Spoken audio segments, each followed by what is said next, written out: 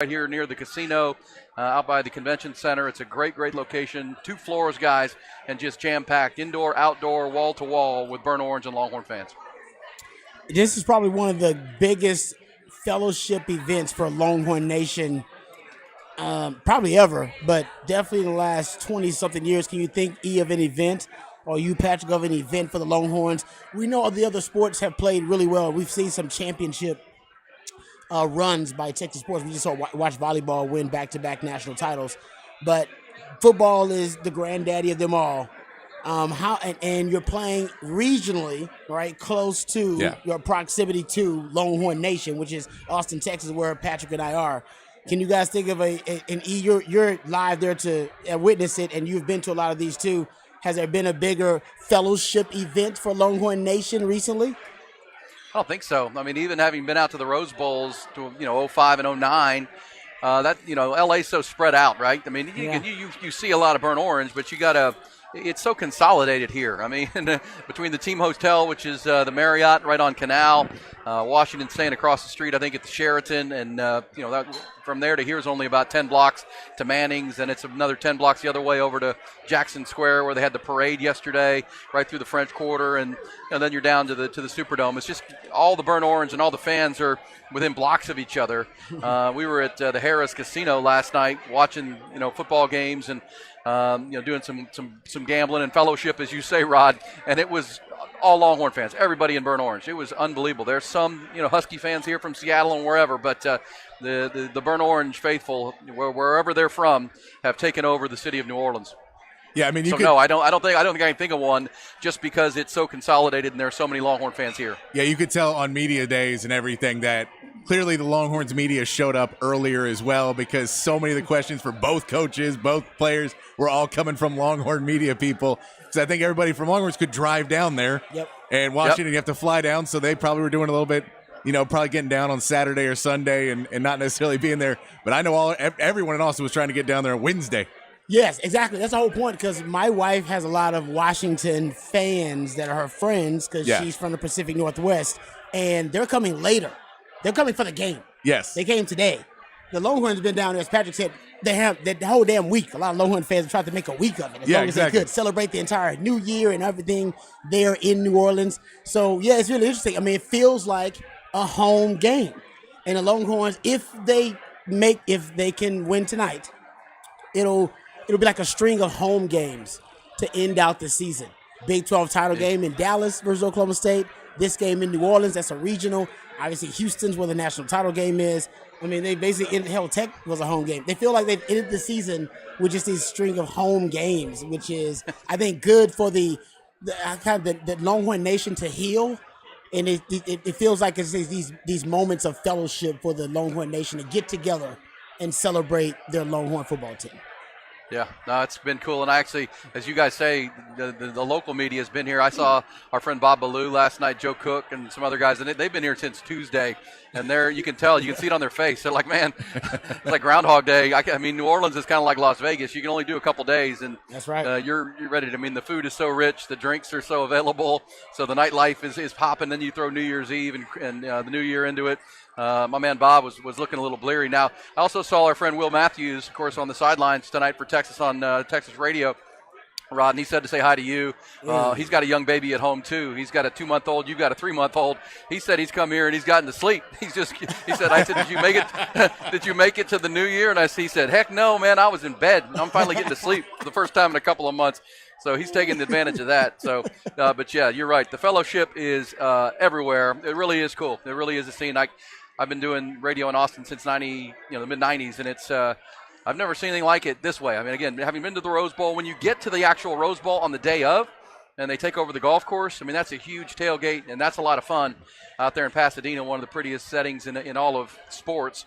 But this has been, as you guys said, several days of fellowships. Everybody's got over here to enjoy the new year and have fun on bourbon last night and did some gambling in at Harrah's, and now they're ready for the game, and you can kind of feel the game face tension ratcheting up. We're inside 3 hours and 45 minutes to the kickoff of this game, and it's, as you said, you and I said on the On Texas Football live stream just a little bit ago, Rod. Talking's over. I mean, there's not much else you can say about this game. We will for the next couple of hours and get the keys, but These guys are ready to play. They know each other very, very well. They played last year. There's so much, sharing of relationships with these coaches and coaching staff. Sark coached at Washington, obviously. PK came from the Huskies when he came to Texas. His linebackers coach at the time took over as DC, and he's still there. Pete Kwiatkowski's best friend is the offensive line coach at Washington. So safe to say, a lot of familiarity between these two, and it's the last of the revenge games, guys, where Texas can avenge a loss from a year ago, and this one would be as big as any of the programs had in 20 years, because this obviously puts you into a national championship game if you're going to win tonight. Yes. Yeah, and I mean, we've seen that. We saw Christian Jones talking before they took off about his face when he was asked about the Alamo Bowl last year and not being able to run the ball and what they did in that game. That this offensive line remembers that game very well and took it personally. That Washington thinks they got the better of them, and I think they want to come out and support. And we know Washington's come out and said all week, we don't get it. We're undefeated. Why are we dogs? Why are we the underdogs in this game? We are undefeated. Yeah, again. Yeah, you said we couldn't beat Oregon twice, and we beat them. Yeah. Both times. So I think that both teams have a little bit where they really want to come out and prove something, which means it's going to be a good game. Yeah, chips on their shoulder. You're right about the offensive line. That's a great point to bring up. And they're going up against the Joe Moore award-winning offensive line for Washington, which is the award given out to the best offensive line in the country. And there's been, I don't know if it was trash talk, but Michael Penix Jr. came out, said it's not like we're going up against the 49ers D-line or the Eagles D-line. I don't know about the Eagles D-line lately, but that's okay. But still. Matt Patricia's not here. Don't worry. Exactly. But, yeah, I mean, I think Patrick made a great point about both of these programs believe they got a chip on their shoulder and they got something to prove. And I think that's that's the recipe for a great game. I believe it's going to come down to the wire. I have it going down to the last game-winning. It's going to come down to a game-winning drive scenario. I don't know for which side, but I've seen Texas be on the winning side defensively of that and offensively this season, and so I'm fine with it. And honestly, Washington, both those sides of that has worked out for them too because they're undefeated. So I think it's going to come down to that. I think these teams have those types of matchups right now that are pretty even. Yeah, I agree. I kind of feel the same way. It feels like a 3 to 4 point game, final drive kind of thing, because we said both these teams with real. The clutch gene, as you call it, Rod, they find ways to win games because not only is Washington 13-0 this year, they've won 20 straight games, Patrick, 20 in a row, and that's why they have a chip on their shoulder. Why are we the underdogs? We haven't lost in 20 games. We beat this team a year ago and kind of controlled the game at that. And so they have to be feeling a little confident about this. But so does Texas with the home crowd advantage they're going to have. Playing their best football right now. Their best two performances, wall-to-wall, front-to-back of the year came in the Texas Tech game the day after Thanksgiving and then the Big 12 title game over Oklahoma State. But, guys, fights, styles make fights. And those styles of those teams matched up with Texas very well because they wanted to run the ball. They wanted to be on the ground with Ollie Gordon and with Taj Brooks. And that played right into what Texas is and their strength. This one a little different, Patrick, where the strength of Washington plays right into what Texas has been weak at this year, that secondary, which can be vulnerable if they don't get pressure on Michael Penix. Yeah, it's that D-line and being able to get, really just getting that pressure up the middle and making Michael Penix Jr. have to get out of the pocket a little bit. And that may give him more time. It may, if Ethan Burke can't get around or you can't get your edges around, then it may not work out completely. But just don't let him plant his feet and do whatever he wants the entire game. You have to kind of make him move, take his eye lines down. That's going to be such a big part of this game. And we see, I talked to Joe Cook on the show on Friday, and he brought up the point. He was like, this is a weird thing. Both teams are very confident. Both fan bases are very confident because if you were drinking the Kool-Aid, you watch the last two Texas games, you think they're unbeatable. And if you watch Washington beat Oregon again and you see everything, then they're the team that can't be beat. And so unlike, Michigan that maybe stumbled a little bit down the end with J.J. McCarthy or an Alabama team that, maybe early in the season had some – I think the Kool-Aid is very high for both Washington and for Texas. And the good part I'll put on this is I think Texas, at least with one loss, can sit into this game and say, we know when we get too cocky, we know what happened earlier this season. So for the offensive and defensive line, I think they know we can be cocky and we can be confident – but we need to make an impact today because we didn't in the game we lost, and this is the time to go do it. No question about that. Patrick Davis back at the Horn headquarters along with Rod Babers. I am live at Manning's Restaurant in downtown New Orleans, right here off the French Quarter, and a great location. It's a big Texas pep rally, Texas tailgate event that's been going on all day, and they're fired up for it. I want to thank our friends at Hayes City Store in Driftwood, Texas, Travis Tyndall, Tamara Tyndall, also Taste on Main. They own both of those restaurants. They're our travel partners and presenting sponsors of our live coverage here in New Orleans, and appropriately, I actually spent some good time with those guys, with Travis and Tamara yesterday. Watched the parade guys. They got everybody fired up, and everybody was ready to roll. So we appreciate them very, very much for helping us get here. Rod, you talked about this Michael Penix and what a challenge he is.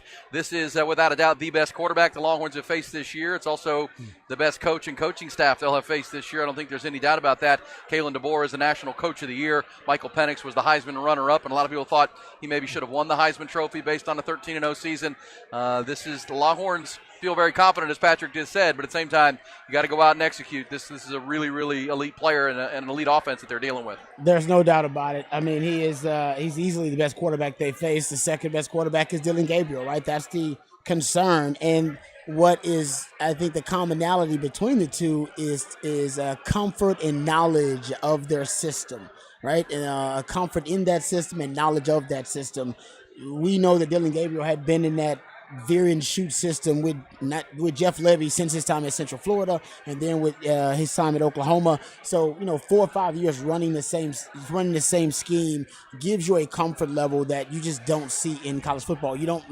These days you're seeing it more with some players staying in college quarterbacks for 5-6 years. Right, that's a relatively new thing. You just don't see it. And with Michael Penix, you have that, right? At Indiana, he was running the same system he is with Kellen DeBoer, and also now running that system in Washington. So his comfort level is just really high. That's why the sack rates are deceiving, even though they've only allowed 18 sacks in the last 2 years. A lot of that is Michael Penix. The blitzes only convert into sacks against Michael Penix 3% of the time. That's a really, really low number. Hell, for Quinn Ewers, think about his number is close to 7%. Pressure only converts to sacks against Michael Penix around 9% of the time. For Quinn Ewers, his number is close to triple that amount. All right, so he is really good in this system at getting the ball out quickly, and he has a comfort. He knows where the receiver's supposed to be, where he can find room in the pocket. All those little details that is up to Texas to disrupt and discombobulate that. It's going to be interesting to see how PK decides to do it. Little update from Pasadena. First play of the game, first pass of the game, J.J. McCarthy throws an interception, an inadvertent bad throw.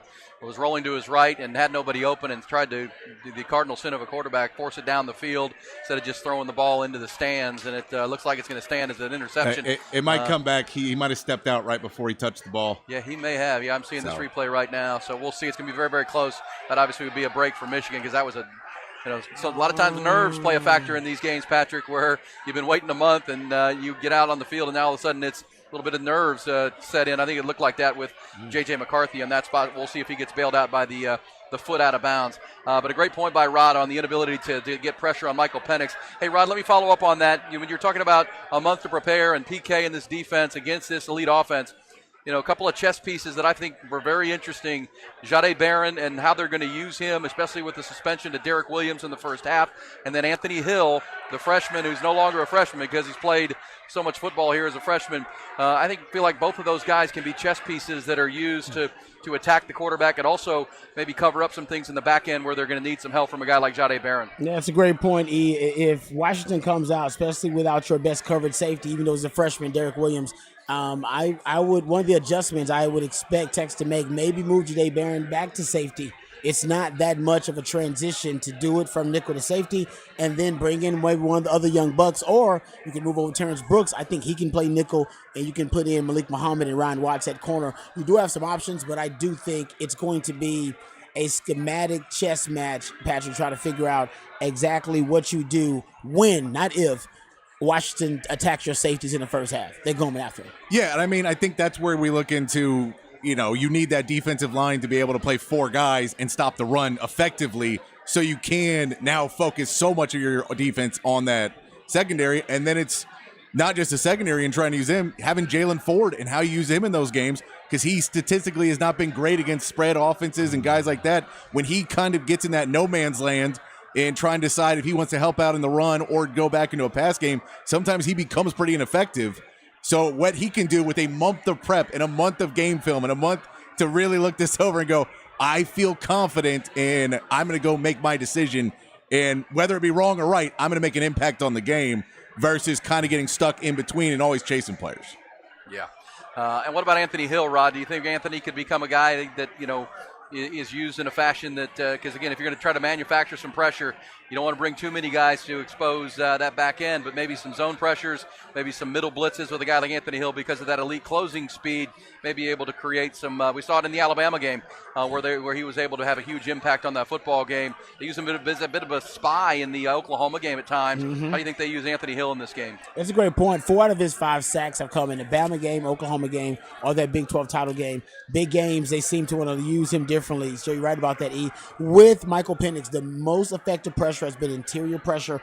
With Texas, you can get there organically with T'Vondre Sweat and Byron Murphy, but I would double down on that and blitz from the second level, which we saw teams like Oregon State do. We saw Washington State do it as well. You can double down. I saw Oregon do it too with interior blitzes, and then get to Michael Penix and force him out of the pocket, because that's what you really want to do. I mean, he's really effective, of course, as a quarterback once he's in the pocket. But if you can force him outside the pocket, that's when his completion percentage drops, right? It drops to about 47% when he's throwing outside the pocket. Against a blitz, his completion percentage drops to about 56%.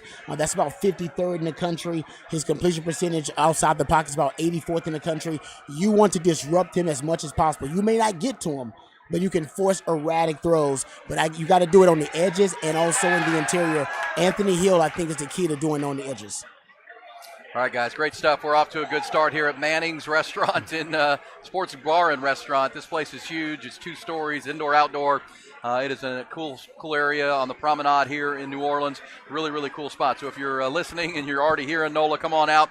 A lot of great spots to watch the television and watch the game, which is the Rose Bowl, which is now underway. Patrick was right. That interception was overturned, nullified, because the person who intercepted it from Alabama stepped out of bounds before making the interception, come back in, and the review overturned it. So, but then Michigan subsequently punted, and now Alabama has the ball for the first time. We'll keep you posted. Also, the other scores from earlier today, bowl games on this New Year's Day. Happy 2024, everybody. Happy New Year. We're coming back live on the Texas Pregame Show, getting ready for Texas and Washington in the CFP, live in Austin, live in NOLA.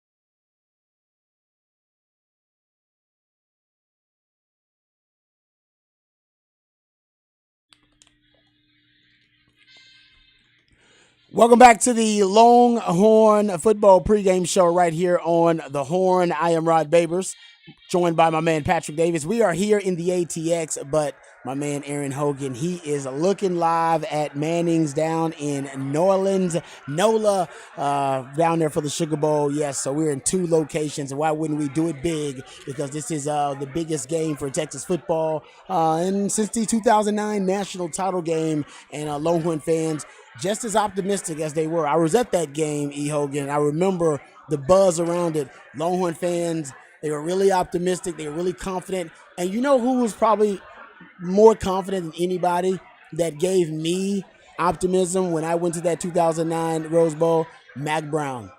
Mac Brown, E, he was, I would say, he was borderline arrogant, actually, that he was going to beat Alabama and Nick Saban. He was. I'm telling you. I'm just telling you. Just, I was at practice, and just the way he was talking, I was like, man, you're pretty cocky going up against Alabama. He knew something, but I think he knew that his spread offense was going to shell-shock Alabama. He just did not account for an injury to his starting quarterback.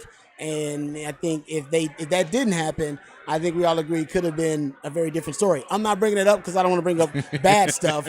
I'm bringing that up because, honestly, that was just the last time Longhorn fans felt this confident in a game this big. That's all. Yeah, we put away our Kool-Aid cups. After that injury in 2009, we put away our Kool-Aid. They're back out again. They're back out again. Back out the Kool-Aid. Well, yeah, really for the first time since then, because that night with Mac Brown was kind of the beginning of the downfall of Texas football. From that point on, 2010 till just this year, it's been pretty mediocre, and we know what happened after that game. But you're right, Rod. Mac was extremely confident, felt like Colt McCoy was poised to shred the Alabama secondary and really get after him. And, of course, they went right down the field on the opening drive and were doing just that. And then Marcel Darius, hits him in the stinger in the shoulder, and the feeling never came back, and we remember it. And that led to Garrett Gilbert into a game who hadn't played a lot of football. It's somewhat appropriate that I'm here at Manning's, because if you walk around this restaurant, especially back in we have a little green room area where they let us see, where it's kind of like a little, you could rent it out for a private dinner. And in that room, they have pictures of Arch Manning and Peyton Manning, all of them when they're, and Eli when they're at Carson Newman High School, and Cooper Manning, family photos. It's pretty cool. But obviously, Patrick, if something were to happen to Quinn Ewers, Arch Manning would be in this game as the backup quarterback. If you weren't paying attention through the month of December, Malik Murphy did enter the transfer portal. He did, announce that he is transferring to Duke University, where he will continue his college career. So, Patrick, if something were to happen to Quinn Ewers, it would be Arch Manning into the game without much experience at all. No, it is without experience, but on the flip of that, he is at least practiced taking all the reps with the twos, which him and Malik were basically sharing reps with the twos up until that point. So He has a month where he is getting a lot more prep than he has been all season, and more than Malik Murphy got for some of those games until Quinn got hurt and they kind of put Malik in that role. But I think there is something to be said of at least he's getting all the reps. But yeah, it's the inexperience. We know Colt McCoy this week somewhat compared him to Garrett Gilbert, of someone that had the potential to get thrown in too fast, too much, too soon. It's hopefully that's not the case. But I think we saw what he also did in the game when he came in, and you go, okay, at least he's also a mobile quarterback. That when you have to go to a backup, you prefer to have somebody that has some legs, that you maybe can hand the ball off, kind of run the ball a little bit more if anything bad were to happen. But I think that it's not necessarily the end of the world. It's one of those good things when you have 3 5-stars in your quarterback room, that if one leaves, you still have 2 5-stars. Yeah, it would be interesting, and no one is hoping for that, because Quinn Ewers is playing at a really high level right now, Rod, and his game in the Big 12 championship game, record-setting with 5 touchdowns. The game before that, he's really through that injury that he suffered down at Houston in October. He's come all the way back from that, and now should be as fresh. And you go back to last year's game, Rod. I know you've watched it several times now this month, getting ready for this game. It's arguable that Quinn Ewers was the best player on the field for Texas down there in San Antonio last year. He threw for over 300 yards. Had a little bit of a shaky start with some throws, but, man, came on strong and gave Texas a chance to win that football game. No, this was actually a game where Sark had – oh, there you go. Looks like Bama scoring the first touchdown. But getting back to the game last season, it looked like Quinn Ewers, that was the game where Sark decided, I'm going to try to win it by putting it on Quinn's shoulders. Remember, the running game didn't work. They were averaging less than 3 yards per carry. Post Bijan and Rojo, Keelan Robinson, I think it was a miscalculation by Sark to try to make him the workhorse running back for that offense that day. Jonathan Brooks was dealing with an injury, so he was on a bit of a pitch count. We didn't see Jaden Blue at all. So the running game was non-existent.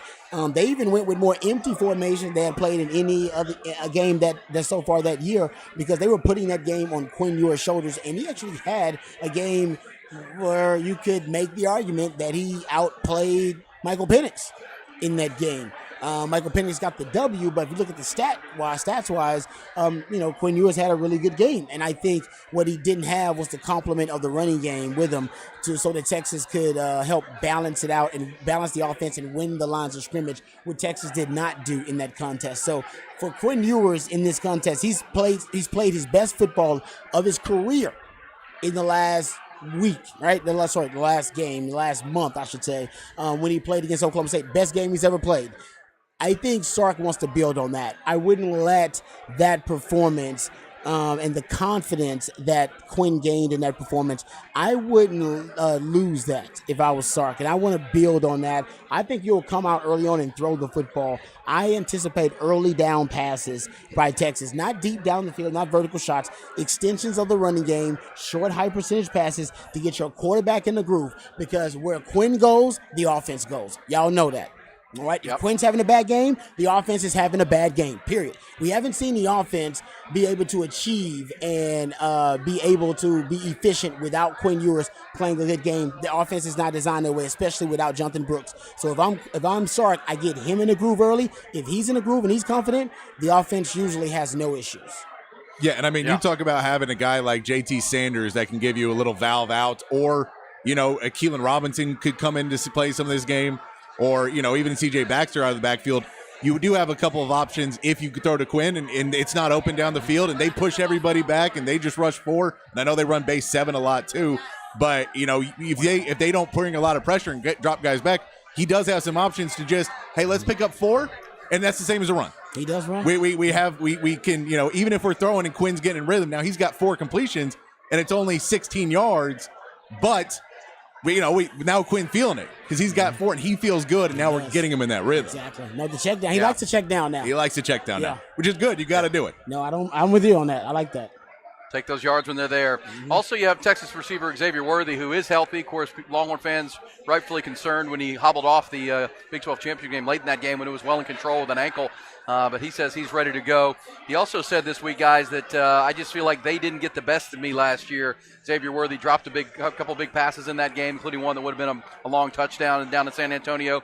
Found out after the season that he had the broken hand that he was dealing with, and he's been outstanding. And that's going to be one of the things to watch, I think, that's for football theorists like yourself, Rod, and just for football fans, to watch the opening script for both of these teams, to watch Kalen DeBoer and his OC get after it with Sark and his script, how they're going to attack this thing. And Patrick mentioned a name that I know you're interested in, Rod, is Jatavion Sanders, someone that really should be heavily involved in that early script to see how Washington plans to handle a tight end like they haven't seen this year. I think, if you're looking at what possible advantage you have in the matchup, JT Sanders has to jump out, right? Because they see great wide receivers in practice every damn day. They see great passing offenses in the Pac-12. Hell, they've played like 4 of the top 12 passing offenses in the country in the Pac-12. They see elite quarterback play. They saw Bo Nix. They see Caleb Williams. They've seen guys who are going to be drafted number 1, number 2 overall. They've seen really good quarterbacks. And Texas has that. Texas has great wide receivers and a great passing game.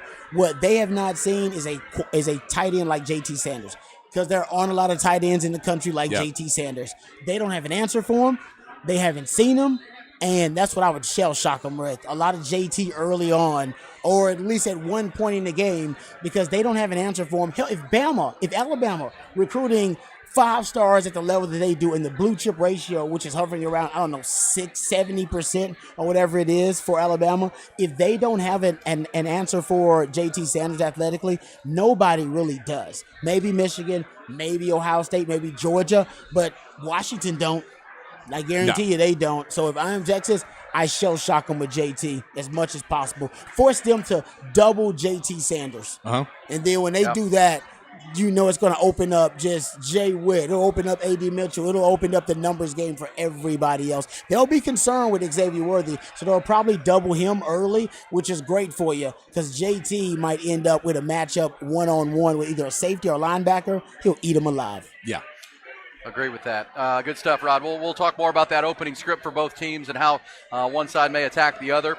That'll be a part of our ongoing conversation. Rod mentioned Alabama is on the board. Jace McClellan, the senior running back out of Aledo, Texas, with a touchdown run there. And that's something we'll talk about, guys. Also on that play, the safety for Michigan just got shook. It was just a missed tackle in the open field that allowed a long touchdown run. That's something we'll talk about coming up, trying to find that tackling, find that early intensity and physicality it's going to take, because we've already seen it in the game out at the Rose Bowl that got to get back up to game speed and playing and tackling, getting guys to the ground. Alabama is up 7-0 on the Wolverines right now. We'll keep you posted on that game. Also run through some of the scores from earlier on this New Year's Day. We are live in New Orleans thanks to our friends at Hayes City Store and Taste on Main in Buda. Two great restaurants owned by the Tyndall family. They are tremendous, and they are our travel partners. Get out and see them at either location. We'll tell you about them coming up. Also, Patrick and Rod back in the Horn headquarters getting ready for Texas-Washington 7:45 kick. We're live in Austin, live in NOLA on the Horn 101.9 AM 1260, streaming on the Horn app and at hornfm.com.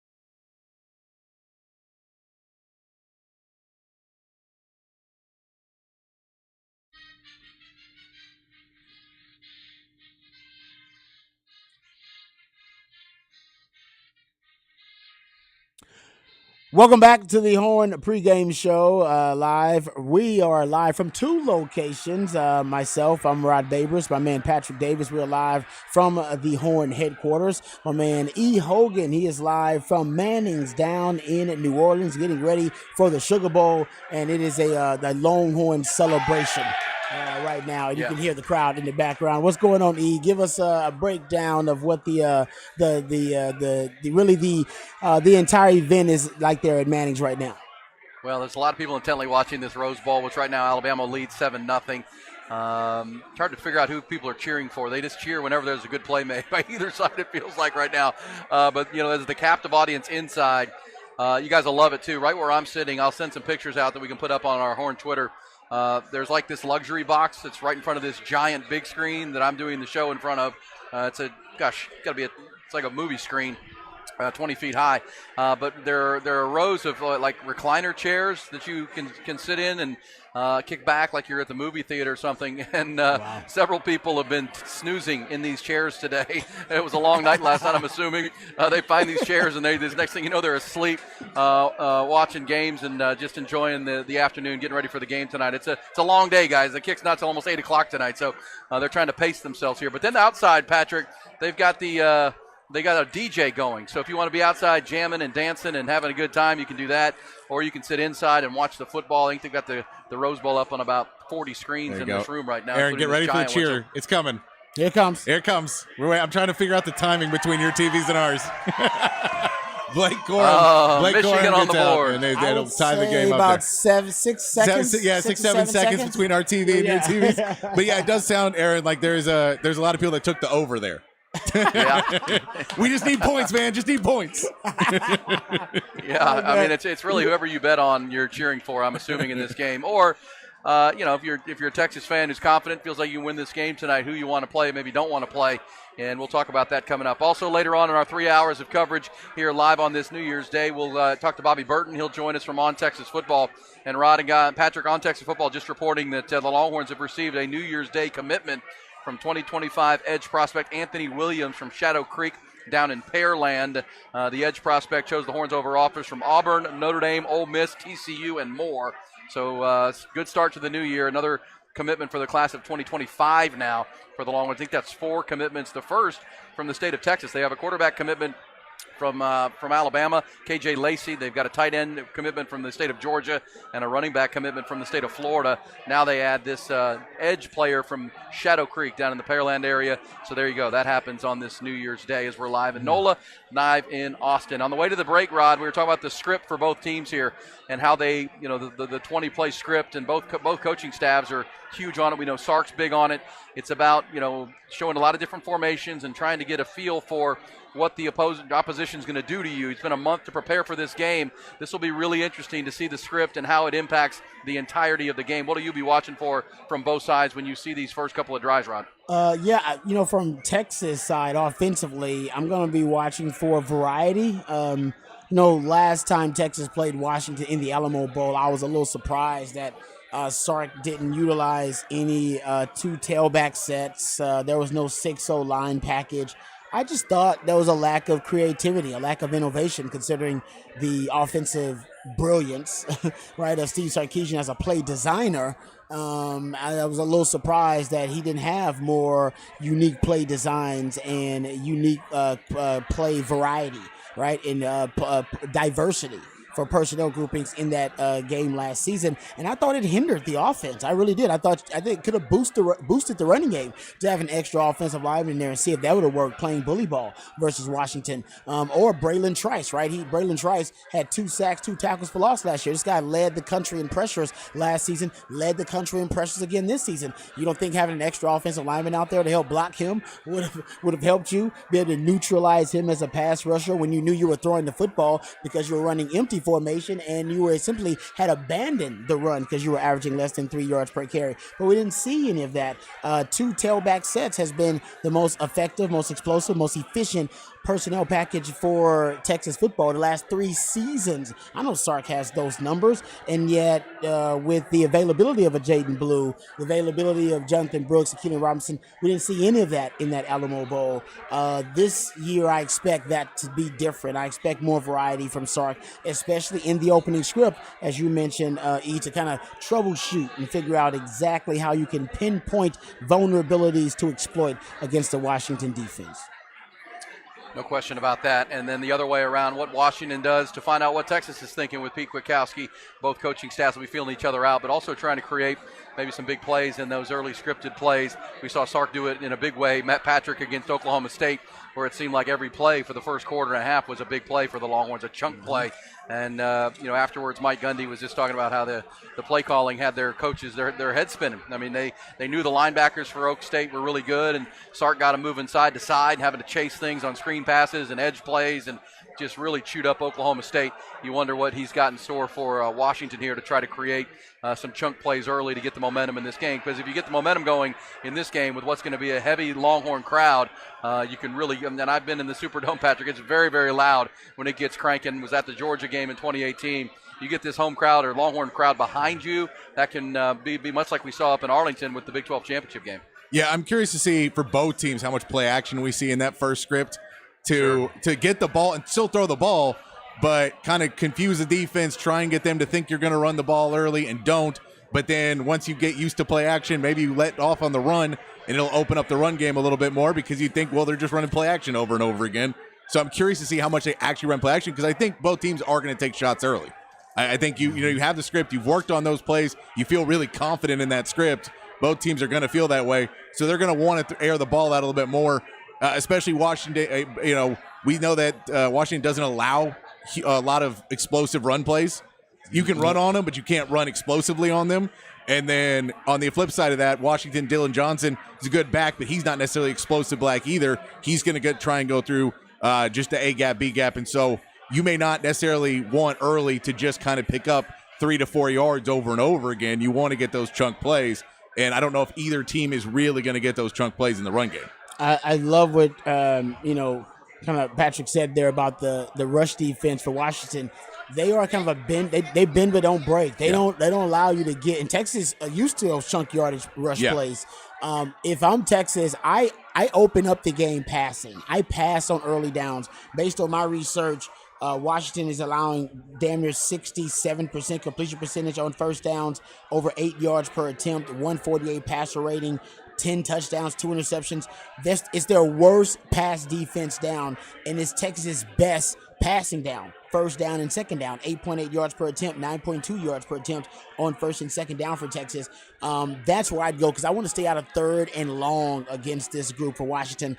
That's where their defense excels. So if I'm Texas, instead of running against them early on, and you can have success that way, I'm not saying you can't, but I believe they're ready for the run early on. That's the way their defense is constructed. I would throw on early downs. That's why their defense is bad on early downs, because they're focused on the run, and then keep them on their heels, and then I would supplement with the run game, because I do believe you can close out this team with the run, but I would open up with the pass, and that goes to those chunk yardage plays you can get early on to try to set the tone, and it goes to getting Quinn Ewers in a groove and getting a rhythm early on. They don't have to be chunk yardage plays deep down the field.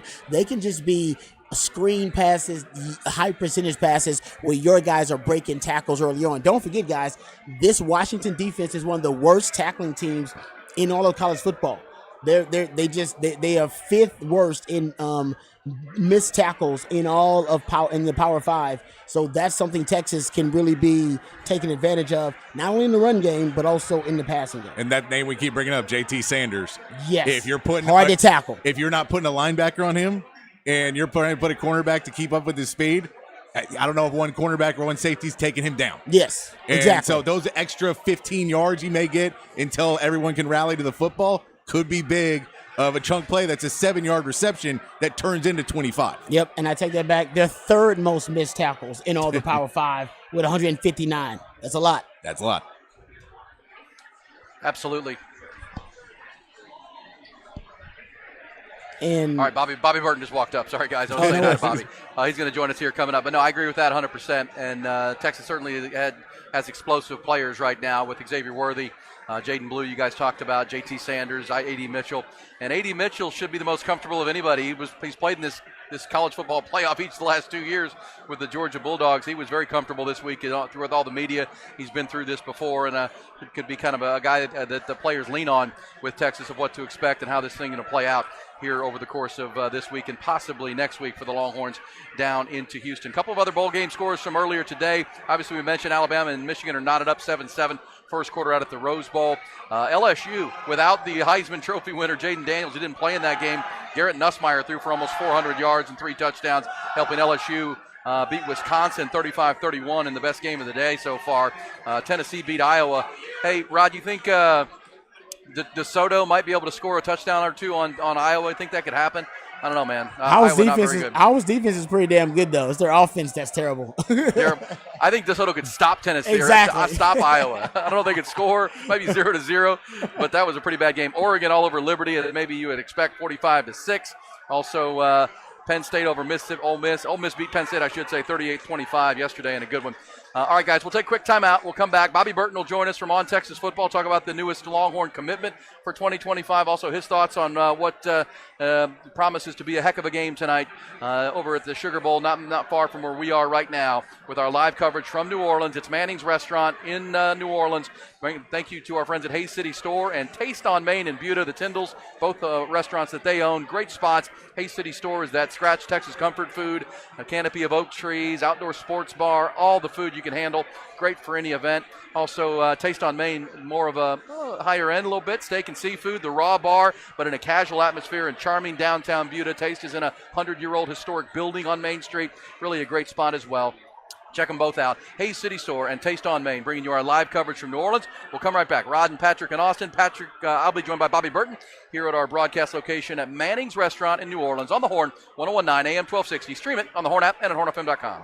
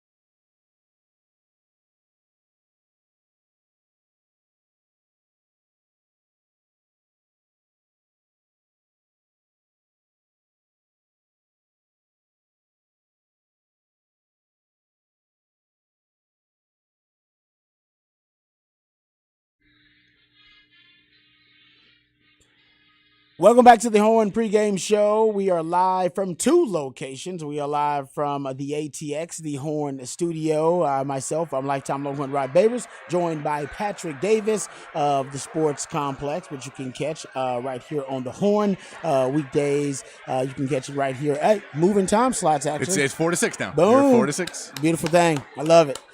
So you can check that out. You can check my man E and myself out on Hook 'em Up with E and Rod B, 6 to 11 a.m. right here on the Horn weekdays. Right now, my man E Hogan is down at Manning's in New Orleans. He's down there for the great event they're happening there with the Texas One Fund, and also joined by one of our good friends, and he's also one of the creators of On Texas Football, which you can catch me on, and my man E Hogan. We're going to do the in-game live watch actually coming up during the game, but right now they're down in New Orleans. My man Bobby Burton is joining E Hogan. What's going on, fellas?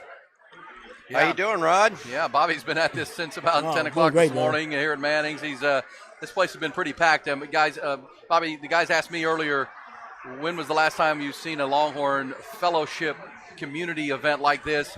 I can't think of one. You've been around it longer than I have, Bobby, because even with the Rose Bowls in 2005 and 9, it was so spread out. To have all this Longhorn burnt orange so concentrated to the French Quarter and to Bourbon Street and Canal Street, you can't go anywhere without seeing it. And now at a place like Manning's today, have you ever seen anything like this with this much energy for a Longhorn sports event? I have not, and I think it's you mentioned fellowship. It's almost like a united audience, right? Yeah. It's been 15 years or 14 years in the making, and everybody's wanted to feel this for so long that now they have to pinch themselves a little bit to the fact that they're feeling it. Yeah. You know what I mean? And I think that I think that everybody's excited about this game and whatnot, but this has been just such a great season for Texas overall, and getting the fans back to where they want to be, right? Yeah. I mean, and the program back to where it wants to be. Yeah, 14 years of frustration, guys, for sure, Yeah. and here they are, and it is appropriate to be here. And Rod mentioned it's almost to have the fellowship up in Arlington for the Big 12 championship game, and now here in New Orleans, which is a drivable. I made it over here in 6.5, 7 hours from Austin on Saturday morning. It's an easy drive, or at least it was coming over for a lot of folks. And if they win this game, they'll go down to Houston and do it all over again. I'll be there for sure. Yeah. It's really pretty. That's even shorter drive. And Rod and Patrick, I think that's kind of the overriding sentiment for me on this game. I know Longhorn fans, and Bobby, we mentioned your On Texas Football tweet about another commitment for the class of 2025, the edge prospect from Shadow Creek. I want you to tell me about him. But, there's a lot of optimism about what's coming for Texas in the future in the SEC, but the here and now, Patrick and Rod, is to win a national championship. You can seize the opportunity. Who knows? The next time you're back in this, you're going into the SEC. It's a very difficult conference. Obviously, a 12-team playoff is coming, but at the same time, here you are, a chance to win this game tonight and put yourself into a national title opportunity. And this team has a lot of leadership, Rod. They've got a lot of talent, and they seem to be playing their best football at the most important time.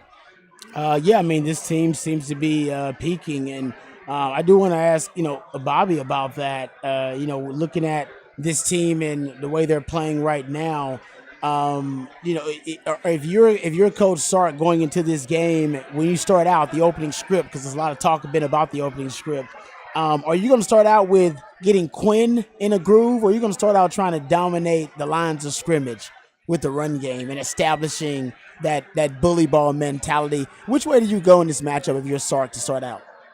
I would lean towards getting Quinn going, because I don't think you're going to win this game without Quinn having a good game, Rod. Mm-hmm. I think that what you get on offense with the run game is what you get a little bit. I think the one thing they can't not have is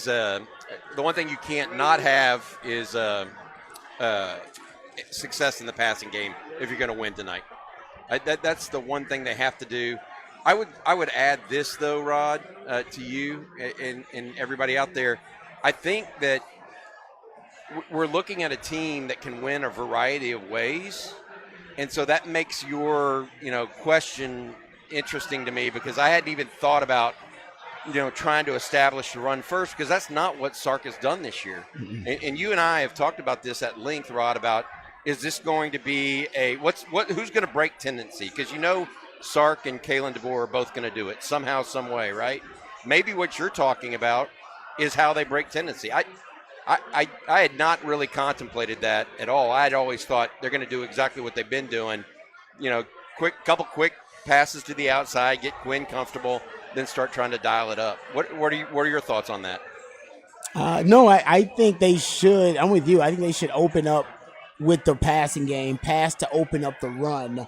But I've been thinking about the fact that Washington is third in the country. Sorry, in the Power Five in missed tackles as a defense.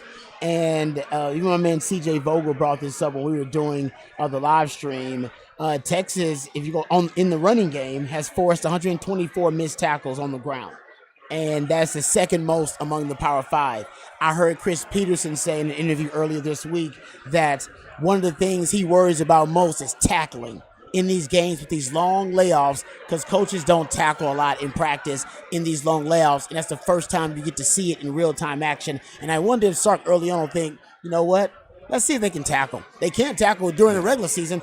Let's see if they can tackle after a layoff in the regular season. I don't know. I'm just right now. We've exhausted every possible scenario and hypothetical, and that's another one I'm throwing out there. Yeah, and I'll add in there too. If we know that this Washington defense likes to change personnel, and especially going into third downs, seeing how Sark tries to play to get the right defense on the field and then hurry up into a third down or hurry up into a next possession and say, well, we want to get a base 7 and then throw the ball deep because you're not going to have guys back. Or we want you to get everybody back, and then we're going to try and run the ball on you. But trying to get them into a situation where we're calling one play for the next play, and we'll just hurry up, and you're going to have the wrong personnel on the field. Chess. Yeah. Yeah, go fast. We see Sark do that when he gets an alignment he likes and a defense, and then they'll go tempo if they can get that first down. And it's something I know we'll talk about going forward, Rod. You believe we'll see Michael Penix in Washington break some tendency and maybe go some tempo too if they get going a little bit. And certainly if it's a situation where Tavondre Sweat maybe isn't on the field, he and Byron Murphy were getting a rest, and you can see them try to hit the accelerator themselves. We'll talk more about that. We're 1 hour in. We're live in New Orleans at Manning's. We're watching the Rose Bowl. We'll keep you posted at 7-7, start of the second quarter out there in Pasadena down Dina. We'll also come back from Austin as well. Patrick and Rod there, Bobby Burton and myself here in New Orleans, coming back on the Texas College Football Playoff Semifinal pregame show on the Horn, 101.9 AM 1260, streaming always on the Horn app and at hornfm.com.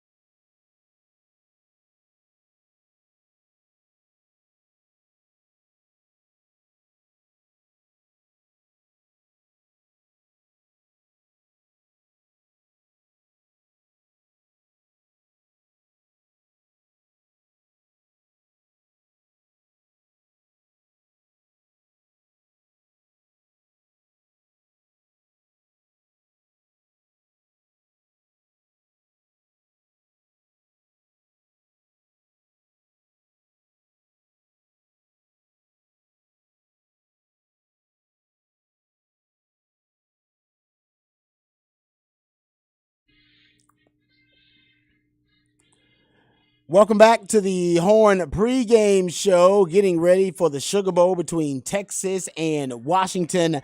We are looking live at two locations because we are doing it for the people. Patrick Davis, the host of the Sports Complex from 4 to 6 weekdays right here on the Horn. He is joining me from the Horn Studios. I am lifetime Longhorn Rod Babers, co-host of Hook 'em Up with E and Rod B, and my man E. Hogan, who is also my co-host on Hook 'em Up with E and Rod B from 6 to 11 a.m. weekdays right here on the Horn. He is in New Orleans at Manning's, hanging out with Bobby Burton, one of the creators of On Texas Football, and he's a made man in the recruiting circles. He's been around for a long time. The man's got a lot of street cred out there. Good friend of ours, though, Bobby Burton down there as well, and having a good time. Everybody's having a great time. As it feels like there's like it's a Longhorn revival. Like that's you know what I mean? Like this fellowship event, and then the Longhorns are using it as a reason to get together, and it's happening all over. Bobby mentioned that you mentioned all these watch parties, Bobby. I believe on our own Texas live stream, they're happening all over the country: New York City, L.A., H-Town, Dallas. We've been waiting on this moment, and Longhorn fans, they want to experience it together. We just need a big tent and a couple of Bibles, and we'll be ready to go. We'll be ready. Well, we just had one of our great listeners here on the Horn and on Bobby's On Texas Football channel walk up and say, "Man, I love you guys. I'm just ready for the talking to be over and play this game." And I think that's kind of where we all are. It's 2 hours and 45 minutes to kick off, and can't get here soon enough to see these two teams go at it. I will give you all a date, October the 8th of 2022. That is the last game. That's the last time the Washington Huskies lost a football game, Bobby Burton. Wow. They had dropped two straight last year. One to UCLA out at the Rose Bowl, and then they turned around and lost to Arizona State on October the 8th, and they haven't lost a game since. They've won 20 consecutive football games. They ran the table last year and went 13-0 this year. And I know Longhorn fans feel like they match up good against this team, but at the same time, you got to beat a team that hasn't lost since early October of last year. They're just a good football team. Yeah. They find ways to win, right? And Sark talked about that. They can run it against you to win. They can put the ball away with you by running like they did against Oregon last week. But then they have the number one ranked passing offense in the country, and their defense is not great, but they're functional. They're not horrible.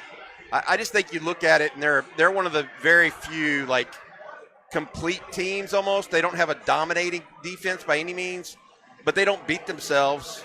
Penix is, yes, he'll throw a pick here or there, but they don't give the ball up a bunch. I don't know. I like them as a team. I like Kalen DeBoer as a coach. I think he knows his team, and he knows what his quarterback can do and what his receivers can do. I think Texas is in for a hell of a match. I really do. Likewise, I think Texas has really got some pieces of the puzzle that Washington's going to have a hard time matching.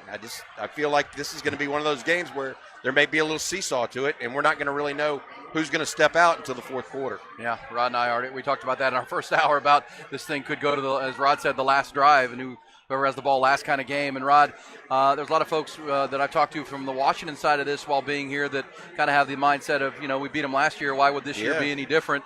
We're a year better. We haven't lost a game all year. They don't like the fact that they're the underdog in this game, so they got a bit of chip on their shoulder. But then the other side of it is the Longhorns, Rod. They've been keeping receipts all year, trying to avenge the losses from 2022 that the Longhorns felt like they let get away.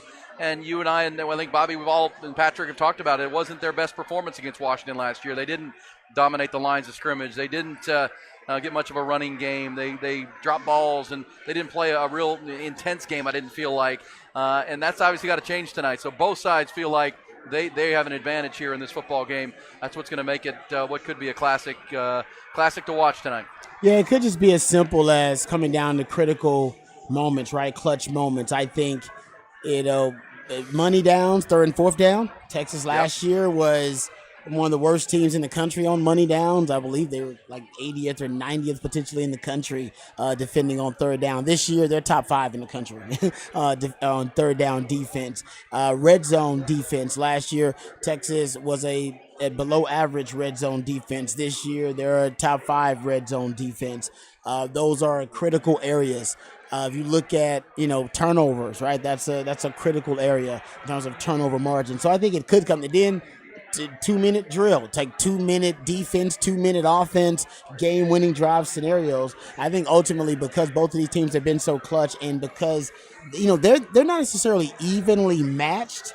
I just think the advantages that Washington has are the most, I think, in terms of the factors, I think those are probably the most important factors and the most important advantages you can have in a football matchup. I think they have the quarterback advantage. I think they have the head coach advantage just slightly, just a little bit with Kellen DeBoer. And I think their strength is directly aligned and will be directly targeting Texas' biggest weakness. They're the best passing offense in the country going up against one of the worst passing defenses in the country. That's why they have a chance to beat Texas. But Texas is a better football team, has more talent, is better, and checks more boxes, and is a more well-rounded football team than Washington, in my opinion. But like I said, those three advantages could really tip the scales in Washington's favor. Yeah, I mean, their strengths play right into the Longhorn weakness, and that can be a problem, especially with the quarterback is experienced. Not just his experience, but experience in this system, guys. He's been playing in it his whole career, whether it's Indiana or now 2 years at Washington's only lost a couple games as a Huskies quarterback, as we mentioned. And Patrick, it's one of those games that you have to execute. I mean, the Longhorns, have to pick up where they left off in the Big 12 championship game and really play clean football. This team, as Bobby just said, they're just a really good team, and they're not going to beat themselves, so you've got to beat them, and you certainly can't put yourself in a position where you're beating yourself. No, I agree, and I think Rod hit it too. Those money downs are going to be big, and part of that is you have to get them into money downs. You have to get them into third and longs. You have to, you can't let them keep picking up first downs and keep moving the ball down the field on you. But, if you talk about third downs for the third down conversion rate for both teams, Washington's 40% allows 40% conversion rate on third downs. Yep. It's not a great third down stopping team. So those money downs are going to be big for both sides of the field. If you can get them off the field at points and you get a few more opportunities, we know that Texas can just get down. And, we've seen Sark is taking the field goal now a little bit more. Mm-hmm. We know this is a game that he'll probably think he has to go touchdowns because it's Washington. If your defense can hold enough that Sark feels it's okay to get field goals, you can keep just putting on points and never lose that momentum. I think the crowd is going to be pretty heavy Texas there. You're going to have a lot of Texas people just because of drive. I know tickets are available, and it means, for Texas fans, if tickets are still available, they could drive down today and go get a ticket. I think that if you can get momentum, it'll be a big help for this Texas team. I love the idea of momentum in this game being a factor because I agree with that wholeheartedly. Hey, I want to ask Rod this. We had a question, or we were talking about something at the very outset of this when I came on, and we were really talking about whether or not the layoff and all this other stuff would affect the game. Who do you think the layoff affects more negatively from a passing standpoint, Quinn Ewers or Michael Penix? Like, if you – I'm going to say, Mike, what my answer is this, and I want to get your take on it kind of. I think it affects Quinn more because Quinn was so hot the last 2 weeks, whereas Penix has kind of just been the steady dude. You know what I mean? Yeah. And so I worry that layoff a little bit is a little cumbersome, a little worrisome. Yep, that is you good. Agree with that? Or? Yeah, I honestly, I hate to agree with you, but I do agree with you. That's a great point, Bobby, and I don't think we've talked about this at all, so I'm glad you brought it up. Because here, I'll go devil's advocate. This is the only thing I'll say devil's advocate, because I actually think you hit the nail on the head, and unfortunately, I do agree with you. But when Sark has extra time to prepare for big games, we saw this in the Bama game. That's a different example. But we see it in the Oklahoma game, right? Especially when Quinn was injured 2 seasons ago, and his first game back was the Oklahoma game. I think Sark, and we know this for a fact as well, we know Sark dials up plays specifically that are geared toward what his quarterbacks like. We knew that from when Malik came in, and what his quarterbacks are good at. He's a quarterback, so that makes sense.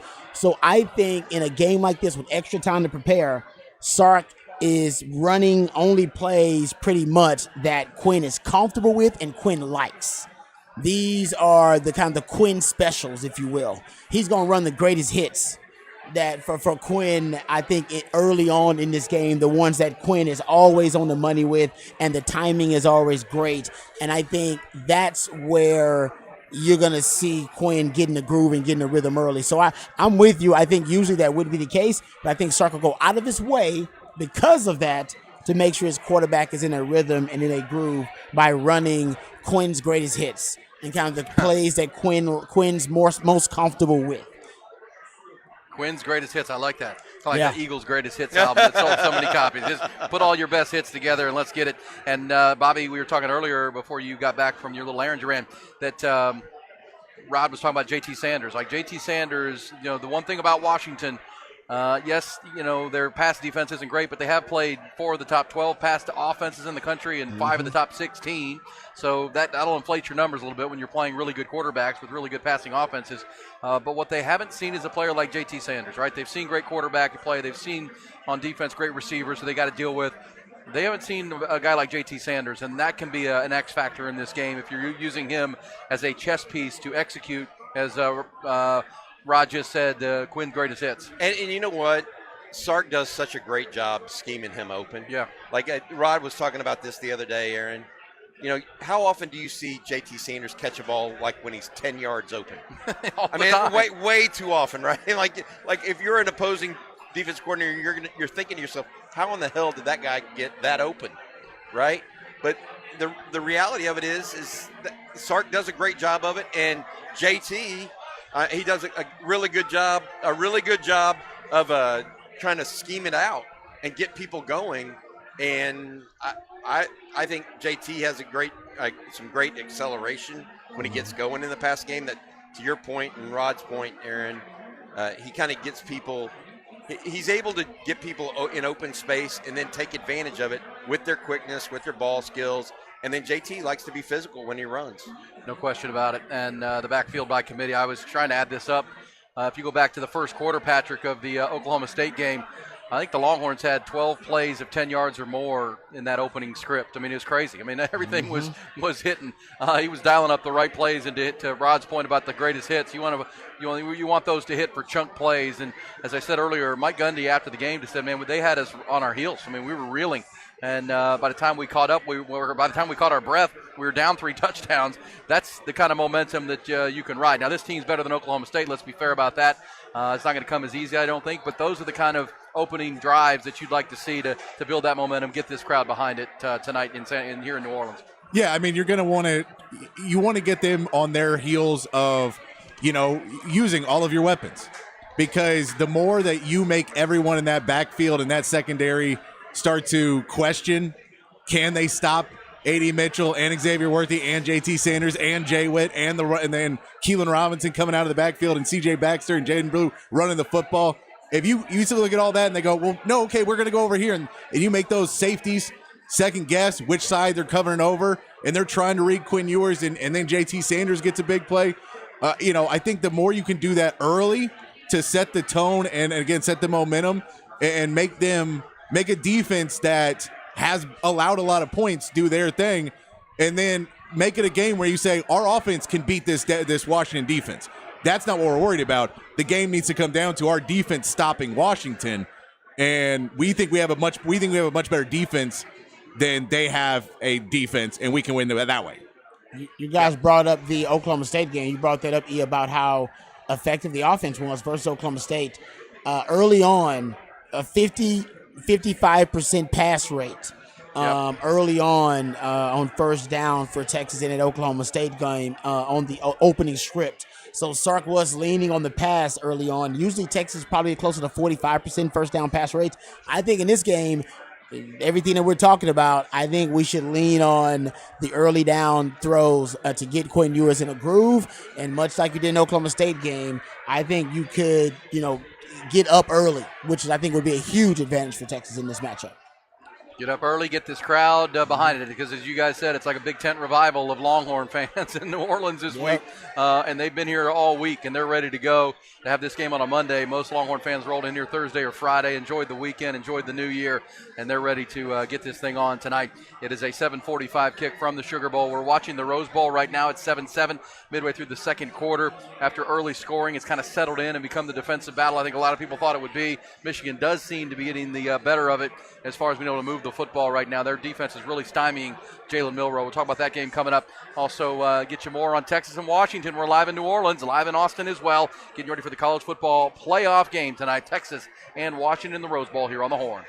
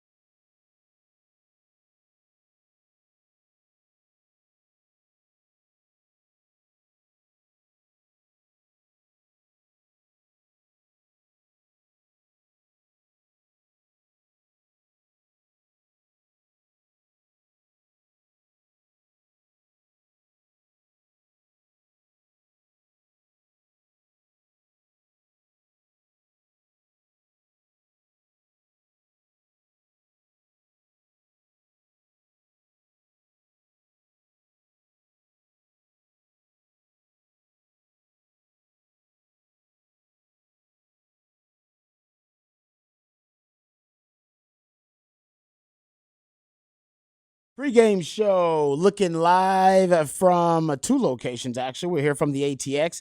I am lifetime Longhorn Rod Babers, joined by my friend and obviously host of the Sports Complex 4 to 6 right here on the Horn, Patrick Davis. My man E. Hogan, who was the co-host of mine on Hook 'em Up with Ian Rod B from 6 to 11 right here on the Horn. Weekdays, he is down in New Orleans right now. He is being joined by Bobby Burton, who is one of the creators of On Texas Football. So you can catch that on YouTube. As a matter of fact, I'll be joining the On Texas Football crew. We'll be doing an in-game live watch with E. Hogan once the game starts off, so you can join us on YouTube for that. But in the meantime, we're breaking down Texas-Washington for the Sugar Bowl. And guys, it seems that the biggest and most important matchup, I think the most talked about and discussed matchup between Texas and Washington is the Washington offensive line, which is considered the best O-line in the country.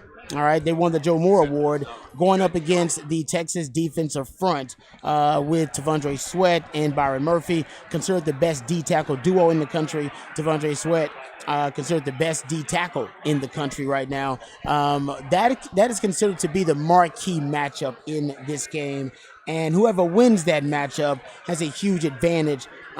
Which way are you leaning right now in that matchup, that particular matchup, the Washington O-line versus the Texas defensive line? Which one has the advantage going in? I would say Texas. I mean, when I look at this, I think the Longhorns 75. Up front, 280-pound center. I know Longhorn fans have talked about that a lot in the lead up to this game. T'Vondre Sweat, Byron Murphy. Obviously, they're going to help and try to shade. But that's where I love your idea, Rod, of bringing some second-level pressure behind that, because they're going to have their hands full with Murphy and Sweat.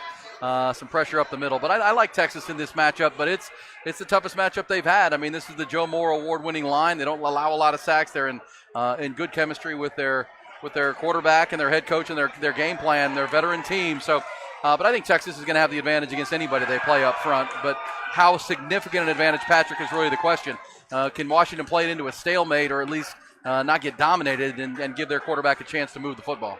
Yeah, and I mean, it's that pressure up the middle, because I don't know if they're going to allow too much of the edge rushing, and that's why you want to have that secondary pressure, is because just that four-man rush, it's going to be difficult to get pressure on the outside. The edges haven't been elite at that level. They've been really good at run defense.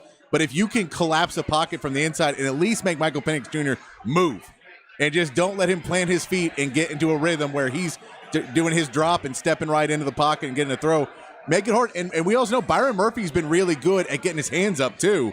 And if he can get his hands up and get in the way of Michael Penix and give another split second so someone can get to him, or make him second guess that throw and throw off the timing to get a safety, those types of plays are big when you throw in a guy who is where this is so much of a time and they know what they're doing, and these windows probably aren't going to be huge.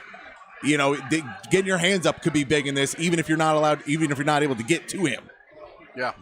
Agree with that. And negative plays or just knockdowns are going to be big. By the way, Michigan has scored, but the extra point was blocked.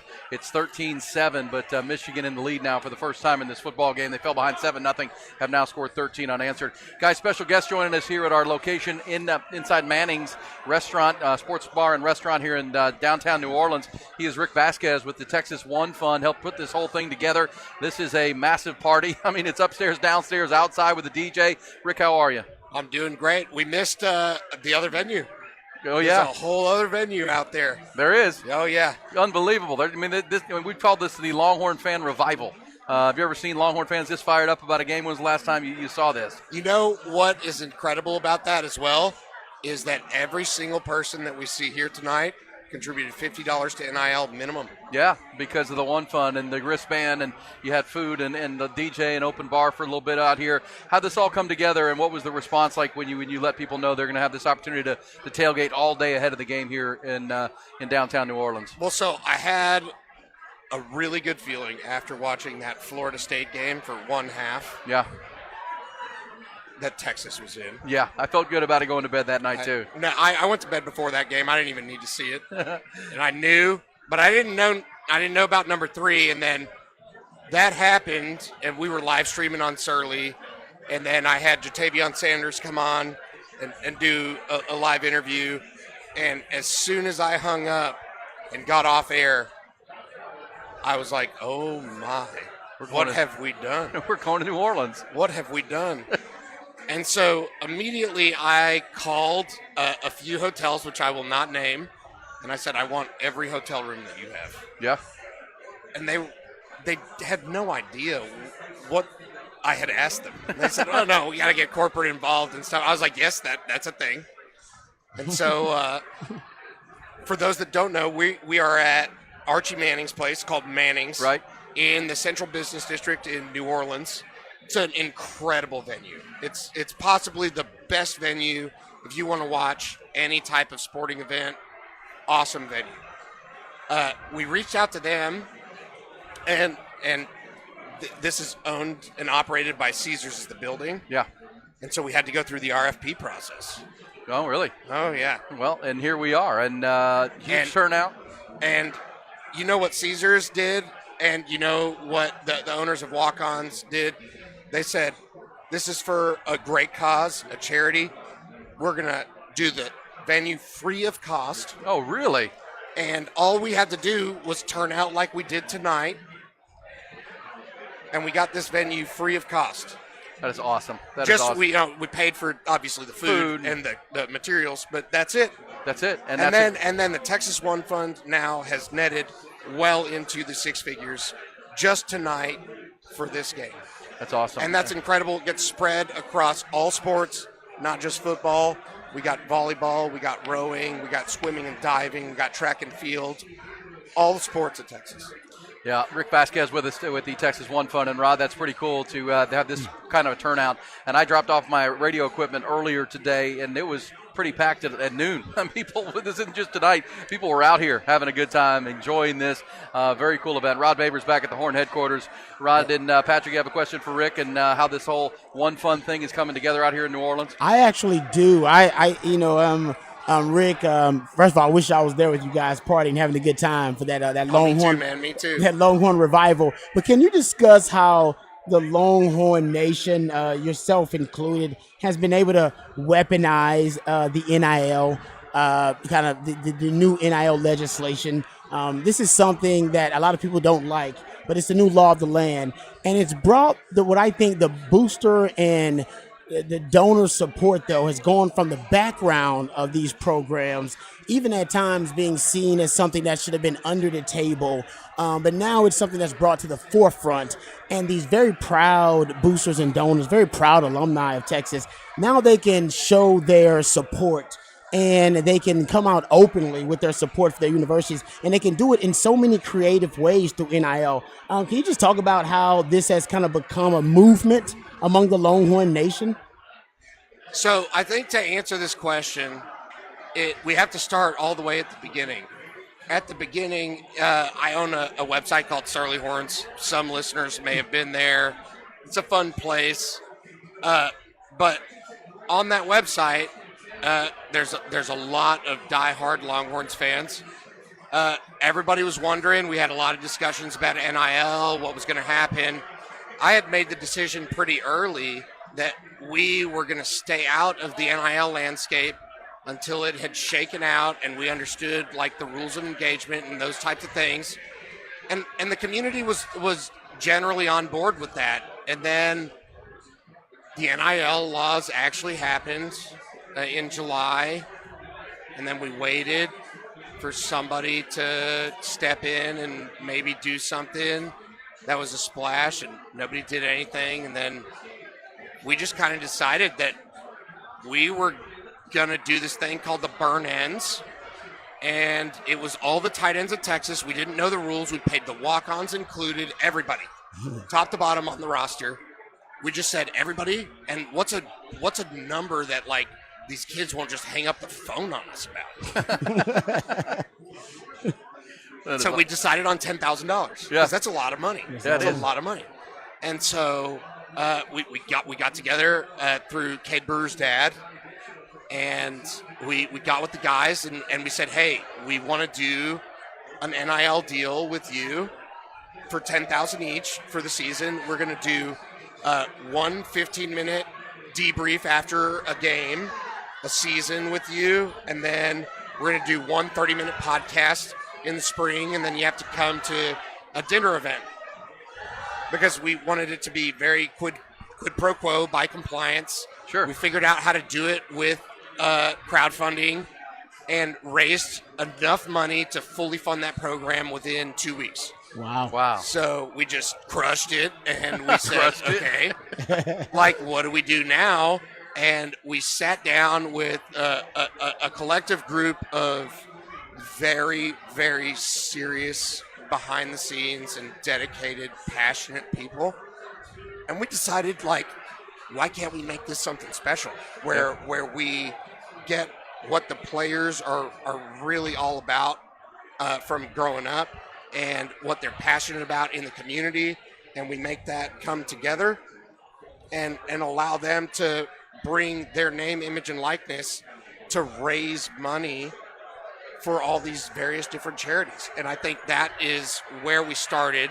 We started with this thing called Horns with Heart, and we did this thing called the Pancake Factory. Nice. I remember it. Yeah. I know it well. Some of you may or may not know about it, but every scholarship player that played offensive line at the University of Texas made $50,000 a year to do charitable work and do things like get on griddles and make pancakes, cook stuff up, right? Be the Pancake Factory. And so it really, for us, I love how you guys are talking about it and how you think it's this competitive advantage. But talking as the guy that's the guy doing it, I quite frankly just don't care about that. I love that what we're able to do with the student athletes in the community is so powerful that I think that just stands by itself as something that the University of Texas can be very proud of. Yeah. Amen, and we see baby. these guys out doing things. And having covered this for a long, long time, these guys, players used to be in a bubble, and they didn't get out, and you didn't get out to meet fans and not even meet, but also help their community as much. And they go to hospitals and see kids, but actually to have an impact on something they're passionate about, we're seeing that more and more. Rick Vasquez with Texas One Fund, surlyhorns.com is the website that he runs with all the information there. Hey, let's not get ahead of ourselves, but if they win this game, What would be the plan in Houston? What would be the activation? Are you already thinking about that? I mean, you don't want to jinx it, but is there something in your head of if we win this game, we're going to H-Town? We've all talked about it, and we're not talking about it until we're talking about it. So, if for those of you that have met me, you know that I'm going to be about it. I'm not going to talk about it. Yeah, that's right. So let's be about it. Let's be about it. Brother. All right, Love guys. Rick Vasquez, what a great event they put on here. If Hey, you're along, Hookham, Texas. fine. Yeah, there you go. There you go. Yeah. Thank you, Rick. thank Thanks you, for doing everybody this. that came out. Thanks, Rick. Yeah, absolutely. Yeah, thank you, Rick. That's a blast. This is a really, really well done event. I was talking to some people. This is as good as it gets because, as we said, there's downstairs with all the TVs. Upstairs, the game's on. There's a balcony that overlooks the business district, as he says, which is real pretty up there right now. Beautiful weather here in Louisiana today. And then the outdoor area, the outdoor patio, they've got a DJ and spreads of food. Everybody's having a great time. But as he said, Bobby, the location free. They pay for the food, but locations is charitable. Not costing any money with the Mannings, which is pretty cool, and the Caesar folks there that own this restaurant now and this sports bar. You've known Rick a long time. Good guy. Yep. No, really solid guy. Really solid. Yeah, good people. So that's what's happening here in New Orleans, guys. It's on the ground, and I like that, Rod and Patrick.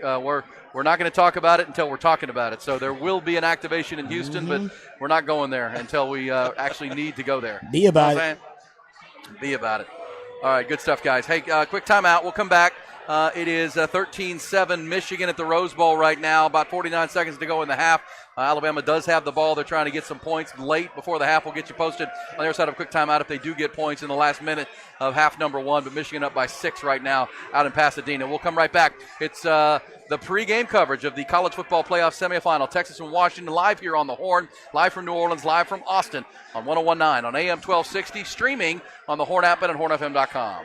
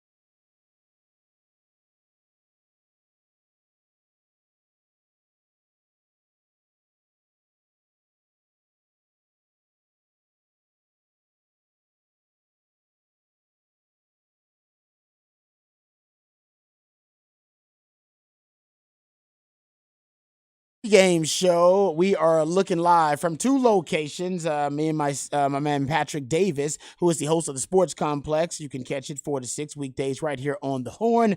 He is joining me, and I am the co-host of Manny Hogan, who is actually in New Orleans. We're in the ATX. He's in New Orleans at Manning's. Aaron Hogan hanging out with Bobby Burton, one of the creators of On Texas Football. So you can catch the YouTube content that we do a lot of great job, a lot of great stuff on, and my man Bobby Burton helps us there, and he's going to be joining us with the in-game live watch, which will be happening as soon as the game kicks off. You can catch that on YouTube and on Texas Football. E. Hogan's going to be co-hosting that as well, and that'll be happening when the game starts. But right now, in the meantime, we are breaking down Texas-Washington from every angle, and right now getting ready to get to half of the semifinal between Bama and Michigan. Michigan now up 13-10 in that contest. E and Bobby, did you guys take Bama, both you guys, in this contest? I know that's where you guys were leaning. Did you go Bama? No, I went Michigan. Oh, you went Michigan. Bobby and I talked about it before the game. Yeah, we both. Yeah, I seriously, think it came down Rob, we both talked about it. Yeah, I think it came down to it felt like that everyone here and that I talked to back in Austin was picking Alabama. Everyone was on Alabama. So typically I play contrarian on that, and I thought, what, Michigan's a really good team. They're really deep, and I ended up picking Michigan in the game to win it.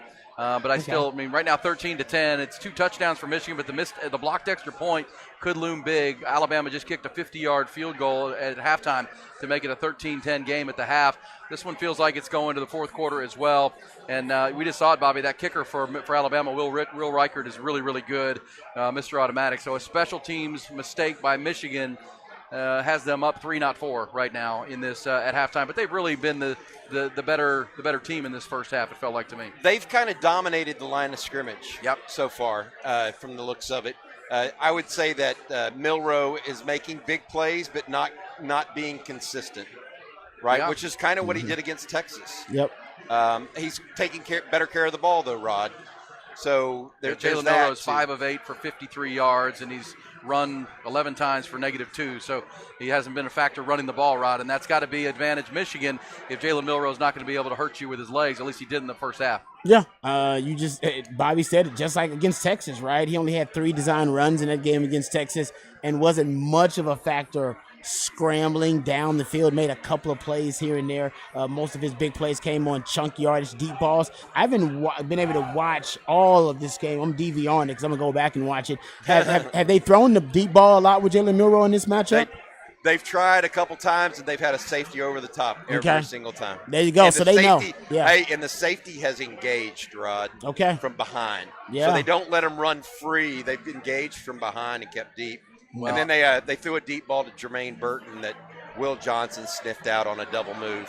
Okay. They've tried, and it's just you can tell Michigan's ready for that one. Mm-hmm. Yeah, and the one touchdown Alabama did score came on a Jace McClellan run that the safety just got shook. He missed the tackle. Yep. He didn't break down, and it was his responsibility. He was the last line of defense and didn't make the tackle of Jace McClellan, and it turned out to be a long touchdown run there. So it does feel like Michigan, they have almost 200 total yards to 96 for Alabama, but it's only a 3-point lead right now at halftime out at the Rose Bowl. Bobby, wanted to ask you, because you have to get going after this segment, and Patrick and Rod and I will take it to the finish line here at 7 o'clock. But Longhorns did get a commitment today. We knew there was a New Year's Day announcement coming, and it comes from a rush edge prospect, an outside linebacker out of Shadow Creek High School down in the greater Houston area, Friendswood area. What do we know about this commitment that came in today? Yes, Anthony Deuce Williams. Okay. He is about 6'3", 195.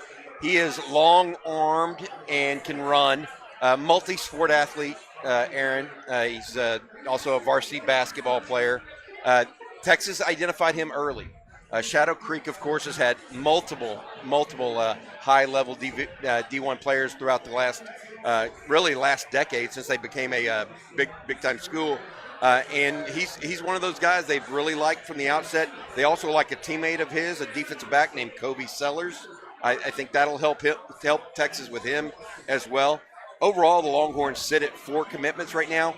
Williams, by the way, Aaron, was the first in-state commitment. Yeah. All the rest of them are from out of state. The quarterback from Mobile, KJ Lacey.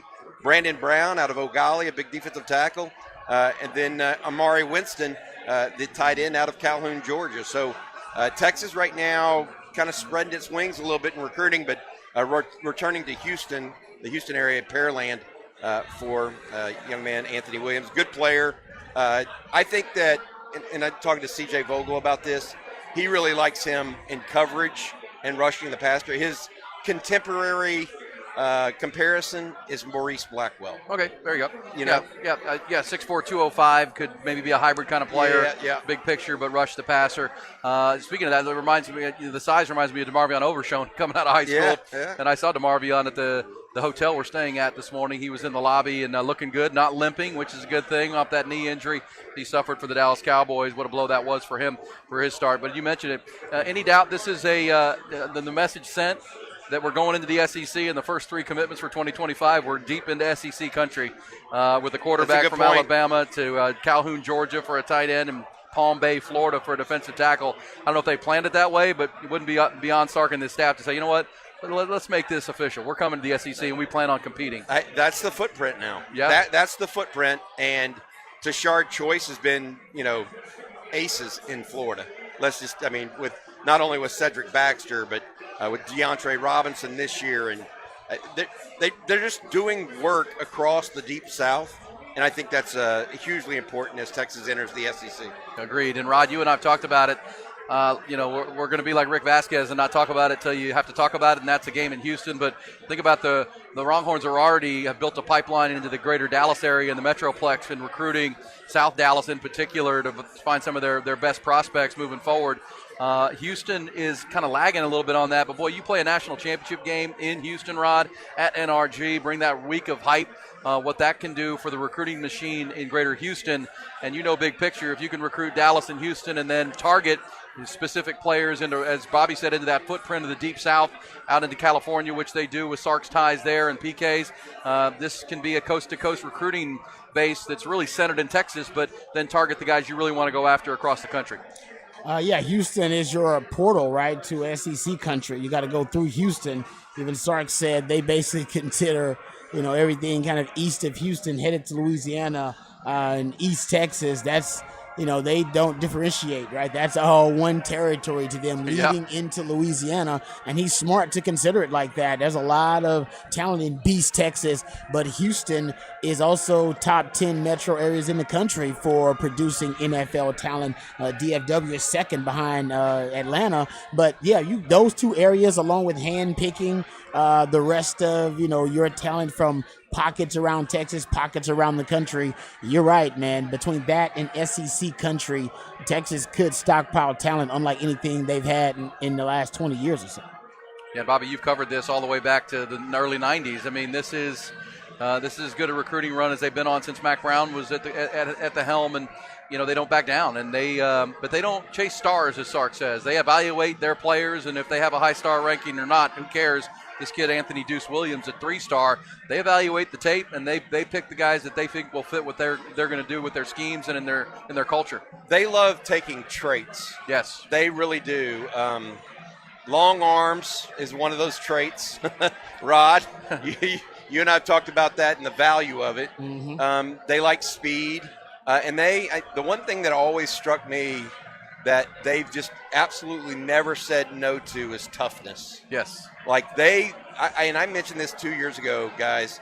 Billy Glasscock, the director of player personnel at Texas, he came from Minnesota, from NC State.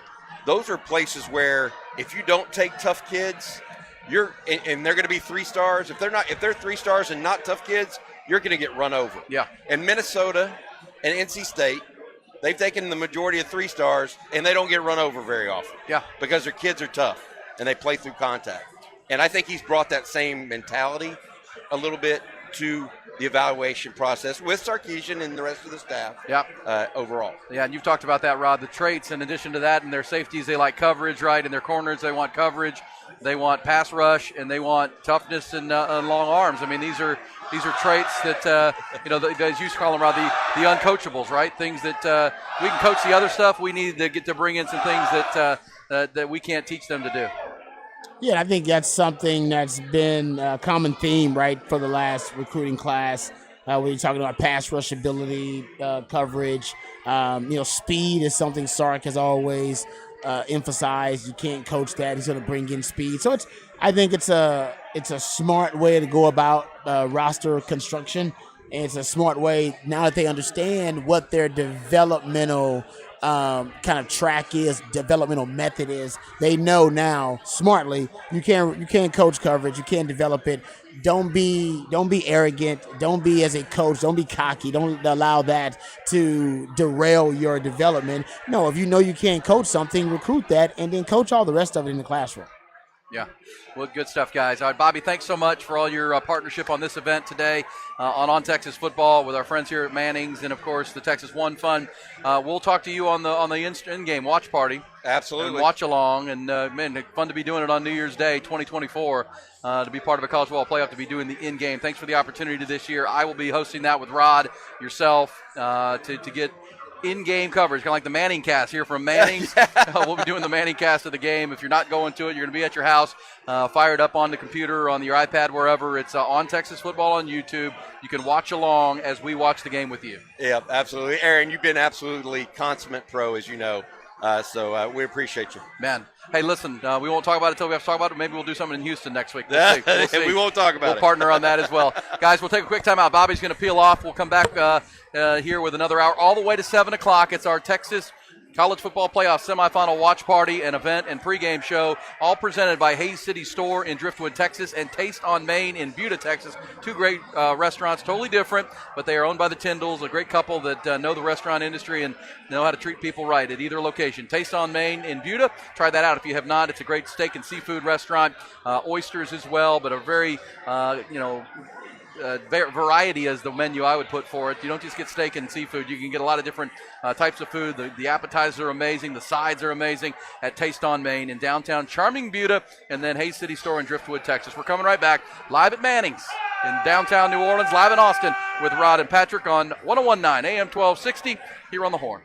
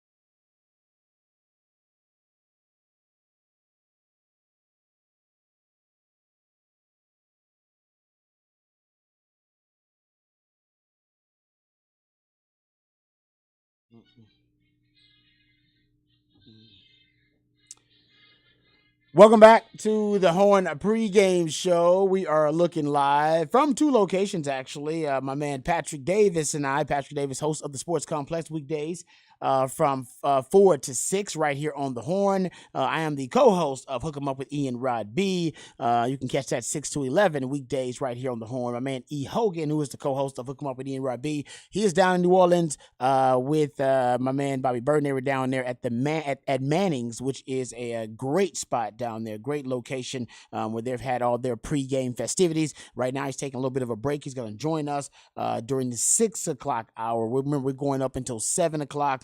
But in the meantime, we're breaking down every angle of this Texas-Washington matchup. Got my man Patrick Davis here to help me do it. Patrick, something we haven't talked enough about, I don't believe, is the matchup between the Washington defensive line and the Texas O-line. Texas O-line actually has a case that it's one of the better O-lines in the country, even though Washington won the Joe Moore Award. But the defensive front for Washington, they don't put a lot of pressure on the opposing quarterback. As a matter of fact, you go look at their the sacks for Washington. They're actually not a team that puts a lot of pressure on opposing teams for sacks. And only 19 sacks on the season. That's 112th in the country. 57 tackles for loss. That's 106. So they don't create a lot of negative plays either. But they do have a stud. And Braylon Trice is that stud. This dude has 70 pressures last year and this year, leading all of college football last year and this year in pressures. He could be a problem. Last year had 2 sacks and 2 tackles for loss versus that Texas offensive line. They got to have a plan for this dude. They do, because if we talk about you want to take those deep shots down the field, you want to be able to get the ball down, that means you need a little bit of time.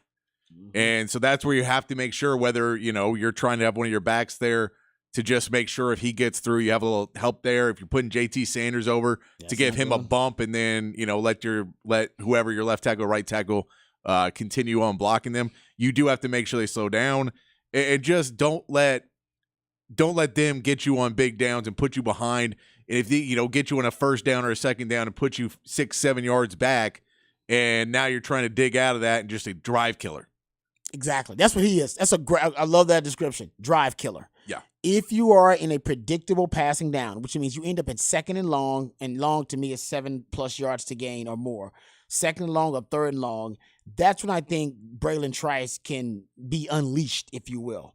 He had 6. How about this? He had 16 pressures this season versus Stanford. That was the second most in a game by a defender since Pro Football Focus started keeping track. He had the number one most pressures in a game since Pro Football Focus started keeping track, or at least the most, I should say, 2022 by Braylon Trice. He had 18 versus Washington State. This guy's a problem. He was a problem last year for Texas. Think about it. You played 4 first-round defensive edge rushers last season. If you were a Texas offensive line, you played Will Anderson, you played Tyree Wilson, you played Will McDonald, and Felix Enudike-Uzomah. All of them drafted in the first round. None of them had a game as good as Braylon Trice. He had more sacks than all of them combined. He had more tackles for loss than all of them. He had more tackles than all of them, tied for the most tackles because Felix Enudike-Uzomah had 6 too. But none of those first-round defensive ends and edge rushers had a game as good as Braylon Trice did. Yeah, and I mean, if we look at what they want to do with it, when they bring so many different packages, because they'll bring that 7 up front to put you on there and give him where you can't really double team him as much because they're going to bring enough guys at you, or have guys that you have to keep, be accountable for. And then they can go into third down, and then third down packages, they bring different looks at you. So you have to keep an eye on where he's going to line up and where he's going to be coming after you. And then you add in the fact that they have the kid Durfee, who was not eligible all season, who transferred in from Sioux Falls, and everybody had a ton of hype on him, but couldn't play all season long. And you don't know how many spots he's going to come in. And if they line him up on the other side, and you just want to be sure that you're okay when you know that you have on one side something that is coming strong, and on the other side an unknown commodity. You just have to be careful to make sure Quinn doesn't get into the point where he starts to get off his game because the pressure is coming, and now his eyes maybe aren't where they need to be, and the progressions don't go through because he is looking out for someone coming after him. Yeah, you don't have to worry about these guys as pass rushers if you can stay out of third and long Yep. and second and long. And that's why I think they should start out throwing the football on early downs so you can stay out of those situations, because if you run on early downs and say they stop you, and by the way, they're a decent rushing defense, they're 40th in the country in rush defense, then you're behind the chains. Then this very opportunistic defense, and by the way, they get a lot of interceptions. Actually, one of the things they're really good at is their DBs make a lot of plays on the football. They got 16 interceptions on the season. Then they also run a lot of what they call simulated pressures. It looks like a blitz, feels like a blitz, acts like a blitz. It's not a blitz, but it confuses your pass blocking schemes. And Texas has struggled with that versus Iowa State, versus Rice early this year, even last year versus Baylor. It's something that their O-line has struggled with, and Washington runs simulated pressures at a top 10 rate in college football. You want to stay out of that situation altogether, or stay out of having to execute against those concepts by staying ahead of the chains. They won't run simulated pressures on early downs. And getting back to your point about Zach Durfee, I brought up Zach Durfee months ago. I definitely was the first person to bring him up in Longhorn country. Yes. I know that for a fact. And the reason I brought him up is because they were talking about this kid, Zach Durfee, who had 11 sacks and 13.5 tackles for loss, and is an all-conference player from Sioux Falls, NAIA level, which is, you think, also lower level. Remember, that's where Kalen DeBoer cut his teeth. He was down there, so he's got folks down there, kinfolk down there, that helped him to this dude, and he transferred. As Patrick mentioned, NCAA, they screwed him over. They didn't allow him to play, but he's eligible now. And this is what Brock Hewitt said about him. Brock Hewitt said, Kalen DeBoer points this guy out to me, and he's like, this guy right here, you better watch him. He has had to play on the scout team. You can't play with the ones because he wasn't eligible. But when he's going up against our starters, that's Troy Fontanu and Roger Rosengarten, he's saying, he's asked them who this dude is, ask them, and they will tell you he's one of the hardest guys to block on our team. He's an absolute baller. Brock Hewitt said, he said, this dude is going to come in here, and I'm just telling you right now, as you watch the Texas game, you're going to watch the game, and Husky fans are going to say, who is this guy they just picked up off the street? Is this some freshman? Is this some early enrollee? I didn't think that happened. Where did they get this guy? He is a powerful 260-pound, explosive, 3 times, difference maker. He's going to be a force in the semifinal. His defensive end coach said this about him this week. Genetically, he's maybe the best in the room, just by who can run the fastest, who can jump the highest, who's the strongest.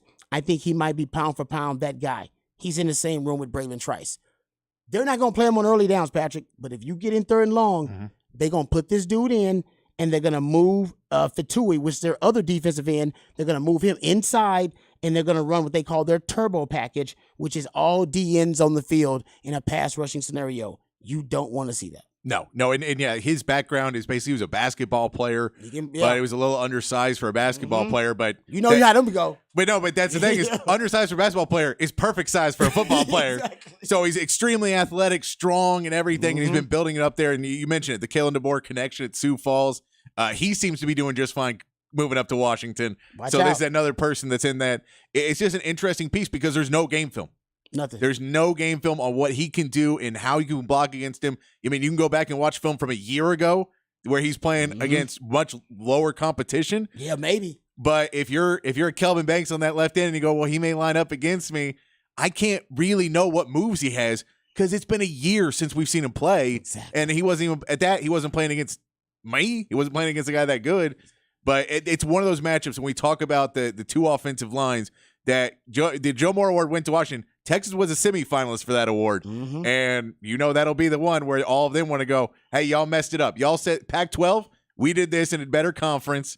And, you know, you can mention that the run game, you know, they're decent against the run. And you go, but they are. But also a lot of Pac-12 teams don't run the ball a lot. Very true. So the numbers could be deceiving. I think Texas wants to show that they're there. But when you say there's Braylon Trice who's going to be coming after you, and then you throw in, okay, on money downs, this is where you can get a big play. And even if they don't get sacks, if you're getting pressures and you're making Quinn throw off time and off his back foot and off of, you know, not set and everything else, that's where mistakes come out and you can make a big change in the game real quick. It's a tendency breaker. That's what you're looking for. All right, we'll come back. We'll get back into the Texas-Washington matchup. E. Hogan's going to join us from Manning's. This is the Horn Pregame Show live right here on 101.9 and AM 1260.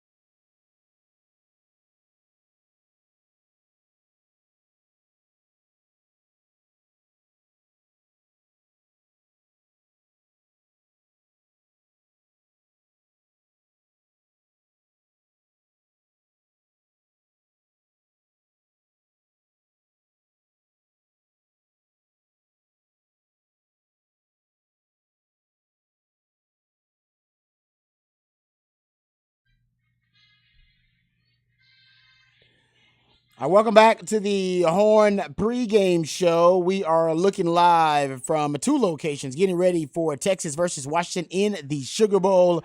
Myself and Patrick Davis. He is host of the Sports Complex right here on the Horn weekdays from 4 to 6. I am the co-host along with Aaron Hogan of Hook 'em Up with Ian Rod B, 6 to 11 a.m. right here on the Horn weekdays. You can catch that program. But right now, we are in the last hour of our pregame festivities, our pregame breakdown of Texas versus Washington in the Sugar Bowl. And we are here in the ATX, Patrick and myself. But E. Hogan is down in New Orleans, down in NOLA. He is at Manning's, which is a fantastic spot. I've been hearing nothing but rave reviews about this place. Makes me a little bit sad that I can't be down there enjoying it. But the Longhorn Revival, as I've called it, is happening down there. It's a fellowship happening at an unprecedented level right now, right, E. Hogan?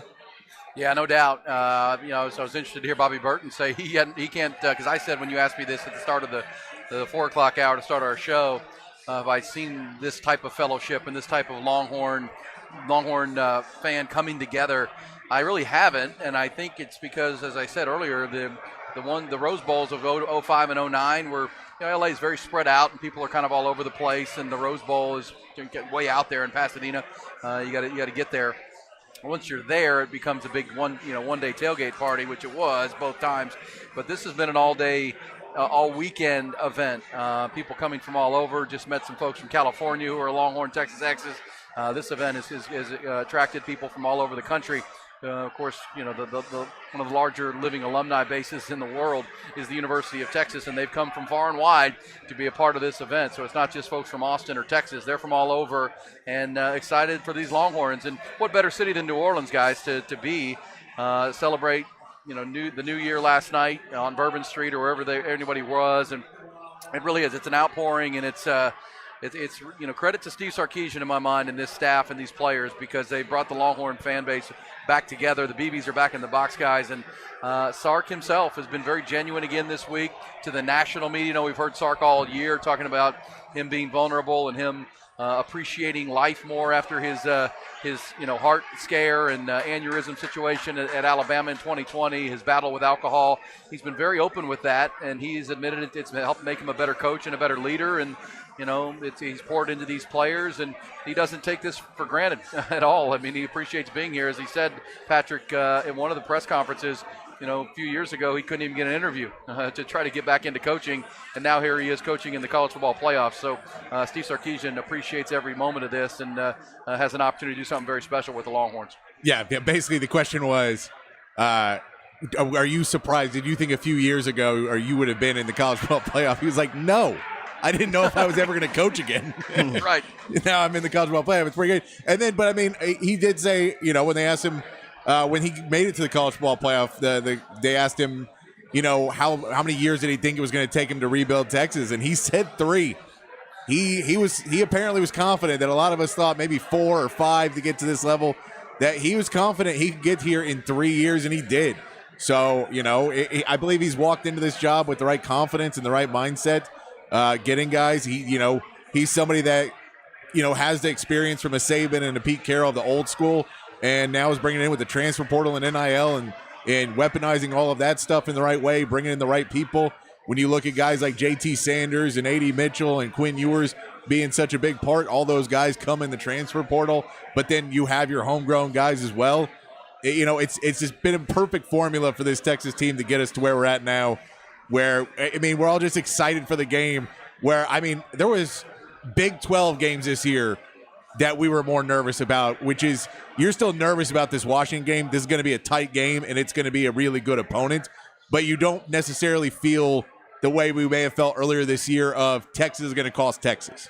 Mm-hmm. You feel now we're playing a good opponent, but this is a Texas team that we feel can go play good football. Agreed. And that's kind of the sentiment here. As we talked about earlier, both fan bases very confident. I've talked to several Washington fans, and again, if you're just tuning in here in our 6 o'clock hour, eyewitness account, I would say it's probably 70-30 Texas fans, 75-25 maybe. But there's a pretty good contingent of Husky fans that have made it down. But as you said, Rod, they've come late. The Longhorn fans that live close enough have driven over and spent the weekend here. Got here Thursday into Friday and into the weekend, and now they're here on a Monday ready for this game tonight. But both fan bases are very confident. I mean, even the Washington fans that I've talked to, a lot of them staying in our hotel over at the Sheraton on Canal, they they feel like, hey, we did this last year. We beat them last year. We've won 20 games in a row. We've got the better quarterback. We've got the AP Coach of the Year. We've got the Joe Moore Award-winning offensive line. We feel really good about this game. So both teams, I think, hit the field with, a bit of a chip on their shoulder, but also a lot of confidence that they can win this football game tonight. Yeah, and I think the Washington defense believes that, the stats don't necessarily reflect how good they are. The stats are a little bit deceiving as to how formidable they could be. This is a defense that's been clutch. I love the term, stat. This is a stats is for losers defense. If you're looking at the stats, then that means you ain't watched the games. Because if you watch the games, you realize actually a defense has made some clutch plays in critical moments. Are they a complete, consistent defense? No. Texas isn't a complete defense either.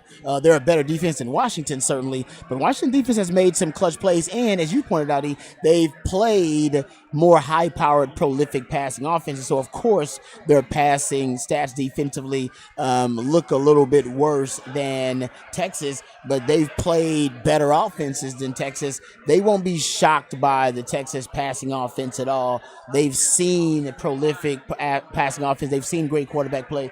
They see great wide receiving play every day in practice. Vice versa for Texas, though, in practice as well. But I just think that there's been a lot of talk for Texas fans about how subpar and how underwhelming the Washington defense is. And it can be, but also it can show up and make clutch plays. Go ask Oregon, Arizona State. There are multiple times in all these one-score games that Washington has won where the defense has come up big and made big plays. No doubt about that. And Patrick, it's a game where the team with the ball last may win the football game. I really believe that. I think this is everybody's who's asked my opinion here. It's kind of a coin flip. I feel like this is a really close game, a really close matchup. Texas has the superior roster and talent, but at the same time, as Rod has said, they have the superior quarterback and a really good offensive line, and a team that hasn't lost a game since early October of last year that knows how to win football game. So I don't think either side runs away from the other, which means we get to the last 5 minutes of the football game. It's going to be about executing in critical moments of a football game, which both teams have been very good at this year. Yeah, but one thing that Texas has gotten better at throughout the season, I think Stark's play calling got a lot better, is that red zone offense that was really bad for a lot of the season. If he can continue to be creative in the red zone and start to get that offense going against a better defense than he probably faced in Texas Tech or Oklahoma State, and if they're able to score in the red zone and move it down and not kick field goals, which I don't necessarily want going for it on fourth down all the time, but if they're able to get in and score, that'll be a huge break for Texas to put it where you're not allowing it to be you score twice, you get a stop, but they score a touchdown, you're still down a point. You want to be able to continue to push the ball and run clock and score. 100% agree with that. And last possession kind of game, Rod, and we'll see where this goes as we get you cranked up. As Rod mentioned, Rod and I do the morning show, hook them up. We'll be there tomorrow morning. It'll be our recap. I'll be broadcasting live here from New Orleans. I'll actually be at the media center of the team hotel tomorrow morning. Rod will be with Patrick in studio. So whatever happens tonight, we'll be all over it tomorrow morning. And all of our live coverage and all of our coverage here in New Orleans and in Austin, presented by our friends at Hayes City Store out there in Driftwood, Texas, right there at the corner of 150 and 3347, 27, I don't remember, but you know where it's at. Right there if you're headed from Kyle into Wimberley or coming out of Driftwood. Hayes City Store. Also, Taste on Main in downtown Buda. Appreciate Travis and Tamara Tyndall for helping us get here as our travel sponsors and presenting partners of our live coverage. And it's been a treat. And Rod, I know you and Patrick are jealous of not being here. Hopefully, we have a chance to have a big gathering down in Houston next week, which would be pretty incredible to turn this thing around that quickly. And but you got to win this football game tonight, Rod. And what are some of we've talked about the keys throughout this month and certainly throughout this day. You got to limit explosive plays. You got to win third down on both sides, which means you probably have to win first down. You got to be clean. You can't be, offsides penalties and those type of things, which Texas has been pretty good at this year. What are your couple of keys that you feel like have to happen, the have-tos, if the Longhorns are going to find a win tonight? I think defensively, Texas got to find a way to defend better on third and fourth downs.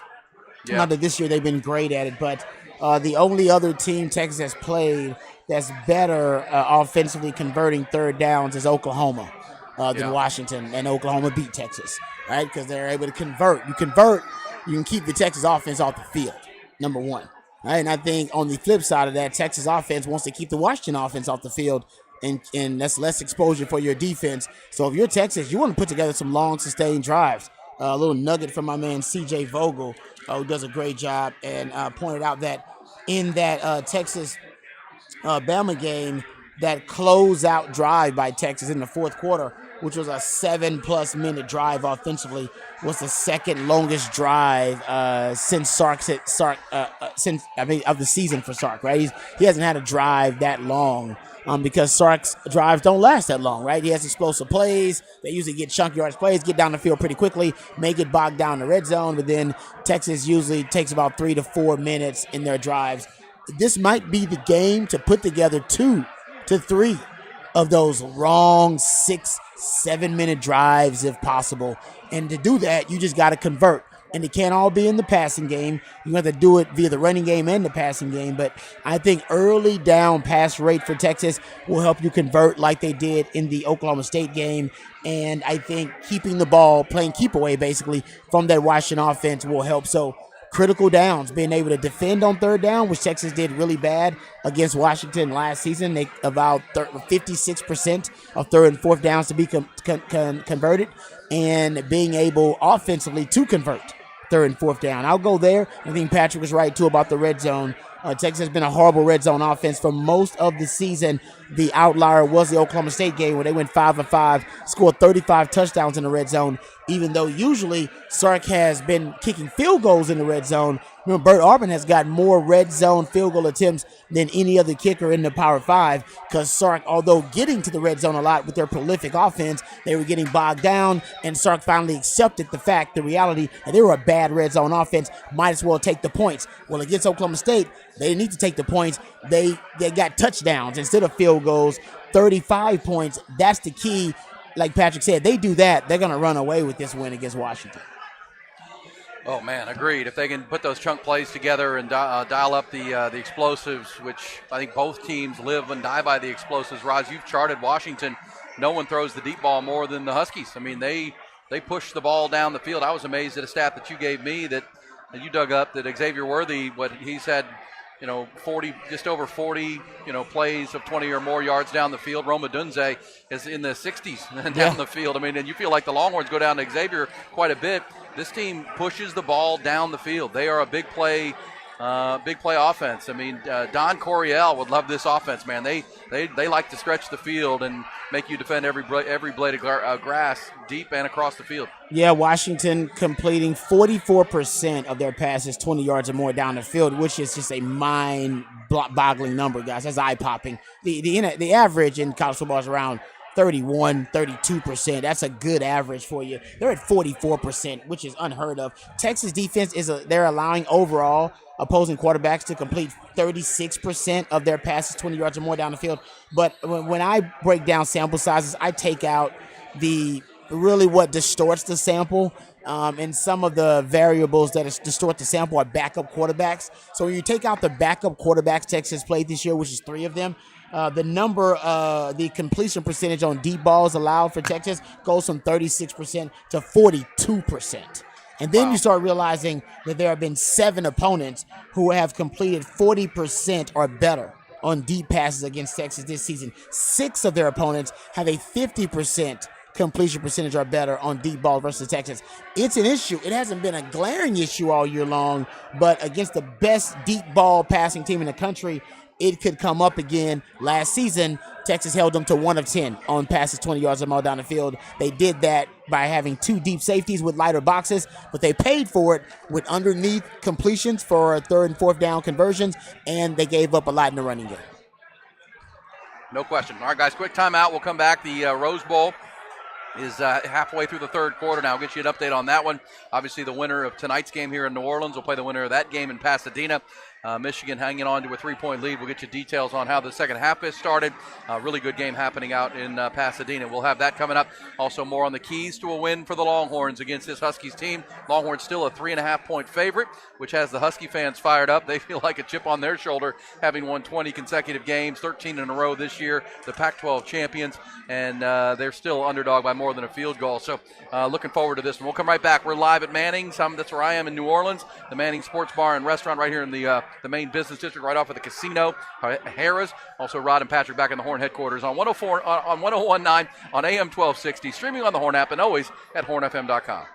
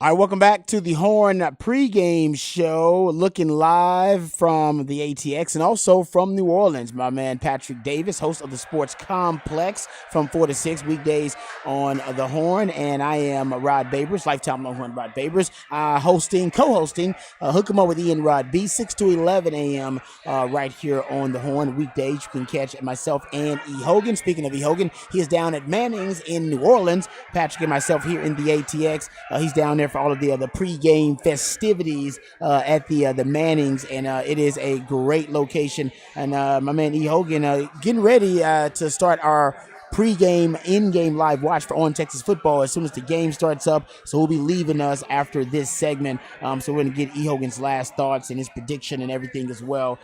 E. Hogan, how are you feeling? What's the crowd like now right before we're getting closer and closer to the kickoff? Well, there is one lady who's asleep in the recliner chair in front of me. There, I told you that there's these luxury boxes. It's been a long day, and I don't blame them at all, man. You get in these easy chairs, and they kick back a little bit, and you're watching football. You've had a couple drinks, and next thing you know, you're snoozing, which is probably good because this game's going to go all the way to midnight tonight. But the crowd's starting to dissipate as people are headed out and headed down to the Sugar Bowl to be there as the Longhorns enter. I saw Bevo. I saw a video online of our man Ricky Brennis, who handles Bevo, helping Bevo in. Of course, last time Bevo was on that field, he went after the Georgia Bulldogs. So we'll see if there's a Husky out there that might get mixed up and tangled up with the Bevo here at some point. But so the Longhorns are arriving. But, yeah, so the fans are starting to clear out. This place has been jam-packed the whole day. As our friend Rick Vasquez said earlier from the Texas One Fund, you had to buy a wristband to come in. They wasn't tickets, but you had to have a wristband and it was $50, but all of it went to the Texas One Fund, and people that had an open buffet so you could eat throughout the day and get drinks throughout the day and whatnot.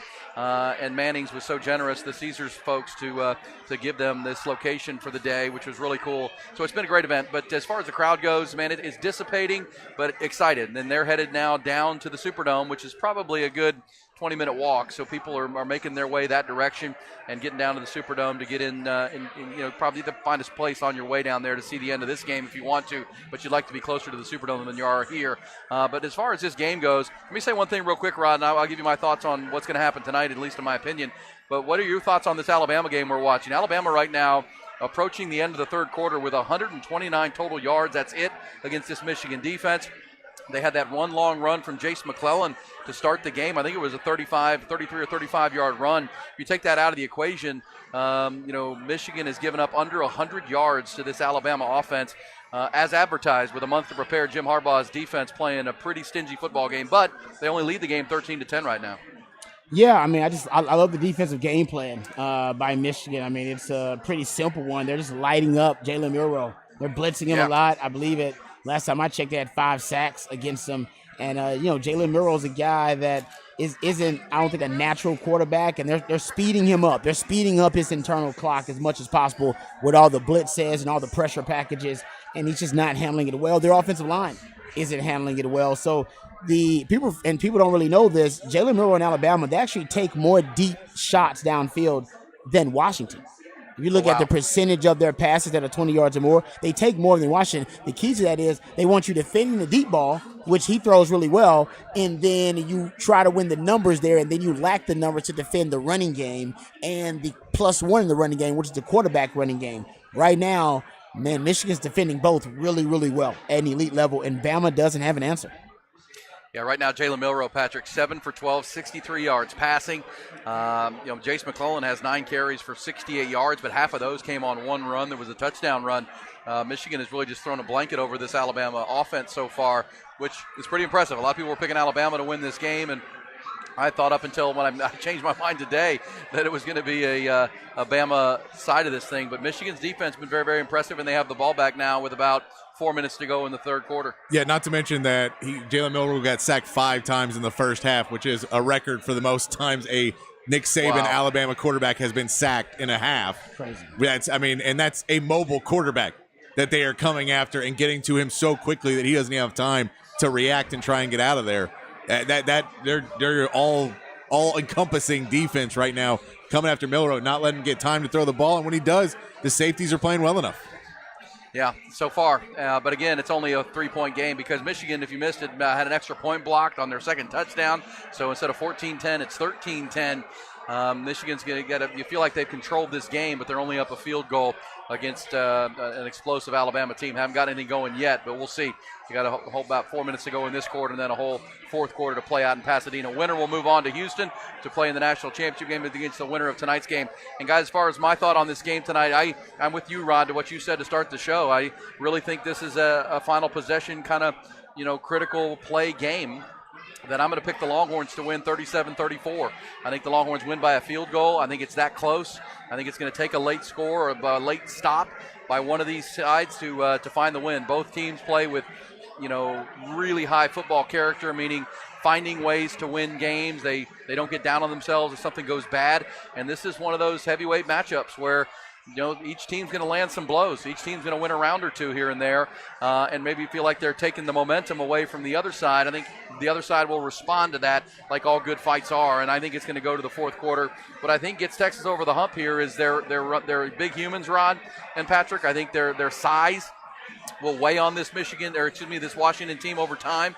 And I think fourth quarter they'll start to wear Washington down, both sides of the ball a little bit, start getting some of that pressure home, and start running the football and put themselves in a position to win this game. But I do like Texas 37-34. I'd also say I like the home crowd. I mean, I think this is going to be 75-25. Texas fans, and I'll give you a little personal note. My son and his friend are here, and they waited until just today to buy tickets, and they bought a pair of tickets for like under $150 each. So the tickets have come way down from where they were, which to what Patrick said earlier, fans that are here that were just planning to watch the game in a bar somewhere are actually going to buy tickets and go to the game, which is just going to add to the Texas home crowd advantage, in my opinion. Yeah, no, it's a great point, and I'm sure some Washington fans are hoping to get in last minute too, but it's going to be a burnt orange hue all throughout the Sugar Bowl. All right, E, we know we got to get going, brother, so we appreciate you, and I'll see you on the in-game live watch. Be safe out there, brother. All right, man. We'll hold down Bourbon Street. And, watch the in-game watch. If you're not going to be at the game, you're going to be watching from your easy chair. We'll keep you awake. Rod and I will be talking about the game as it happens. Bobby Burton will join us as well and, do the whole Manning cast during the game. It's on Texas Football on the YouTube channel. And also tomorrow morning, Rod, you and I and Patrick will bring in you the reaction of this game from 6 to 11 tomorrow morning. It'll be a special edition of Hook 'em Up. It'll be a Longhorn postgame, essentially. Whatever happens tonight, we'll be talking about it for 5 hours tomorrow, and I'll be here from the Media Center at the Sheraton Hotel. Rod and Patrick will be back in the Horn headquarters. Great stuff, guys, and we'll talk tomorrow. You guys take this thing to the top of the hour, and Happy New Year to everybody out there. We'll talk to you on the in-game watch, and again tomorrow morning, I'll hand it off to you guys. Appreciate it. All right, thanks, E. All right, we'll come back. We got 2 more segments breaking down Texas versus Washington. We'll do it with my man Patrick Davis coming back. More details about the matchup, and we'll try to wrap it up, give you our predictions and more right here on the Horn pregame for Texas versus Washington right here on 101.9 and AM 1260.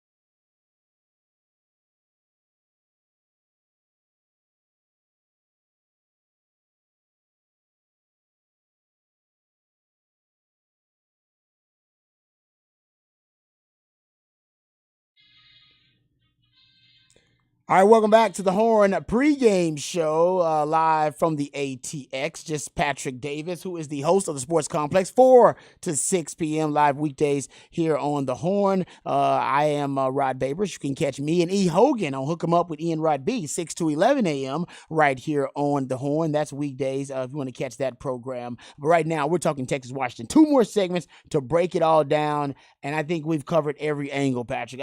I don't know if there's an angle or a matchup or a factor or variable that we have not hit in the month leading up to this damn game? Oh, no. The month leading up, no. We have hit everything we possibly could. We have watched game film. We have researched every stat we can.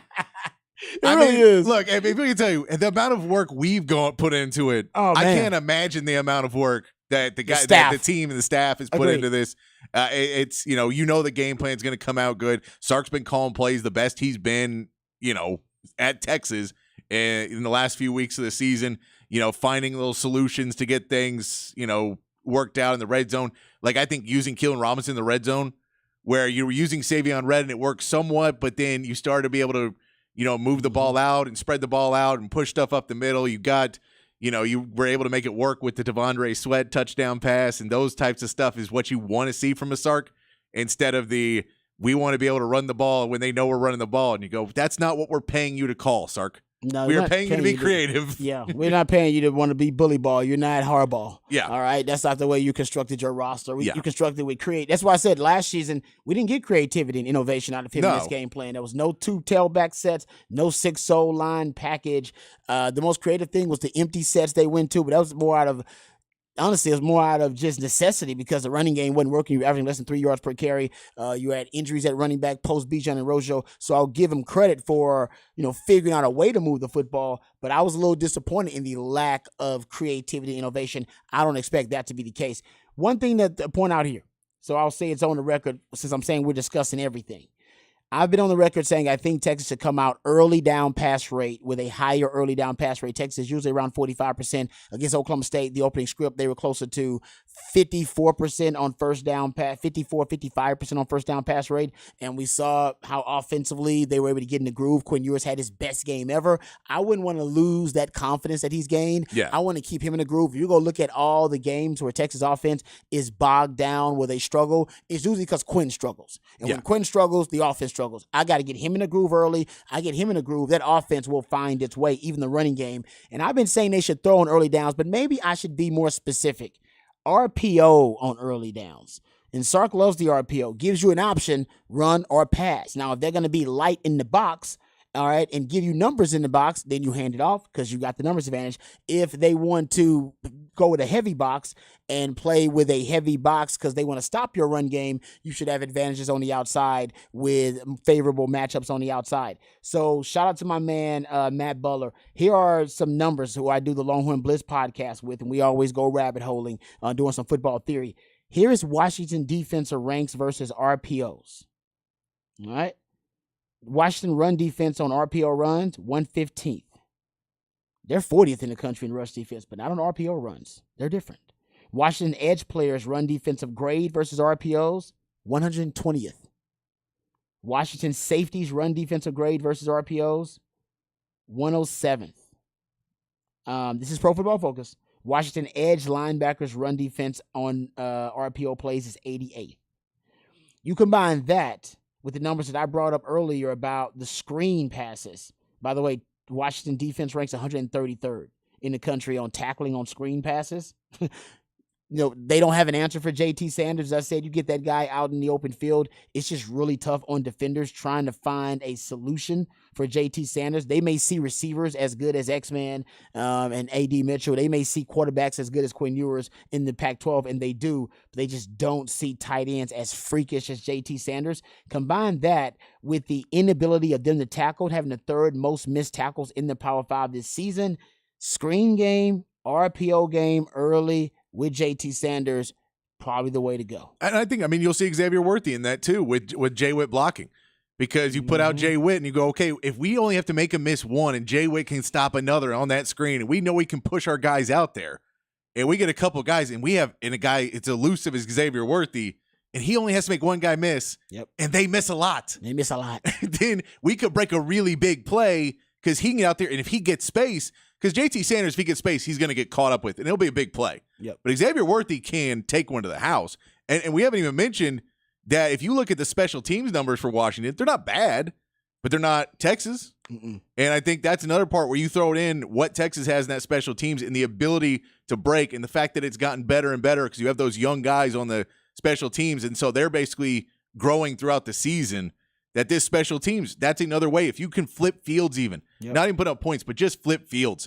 in a game where it could come down to, being able to get, and, how much easier it is to get 50 yards than it is 90. I'm with you. It's huge. I'm with you. I think the screen game is early on could be huge. I want to throw the ball on early downs, but I want those to be high percentage passes. That's basically what a screen is. It's a simple, easy pass. And Sark is brilliant at game planning screens and is scheming screens open. If a screen is basically an extension of the running game, which I believe it is, they're bad at tackling, period. Like I said, third most missed tackles. They're really bad defending screens and tackling on screens. Pro Football Focus has them as 133rd, basically the worst defense tackling on screens in college football. And Texas, if you go look at their running game, they were forced 124 missed tackles on the ground in 2023. That's second most in the Power 5. I think you start out shell shocking them with the screen game, with high percentage passes, get them spread out, get them running east and west. And then I think you really do you'll pass to open up the run. And I think you'll get favorable boxes, lighter boxes in the run game. And as I point out, they can't tackle you in the run game. And you even throw in, like we talk about Braylon Trice and being able to go after the quarterback. Nothing pisses off a DN more than screen game.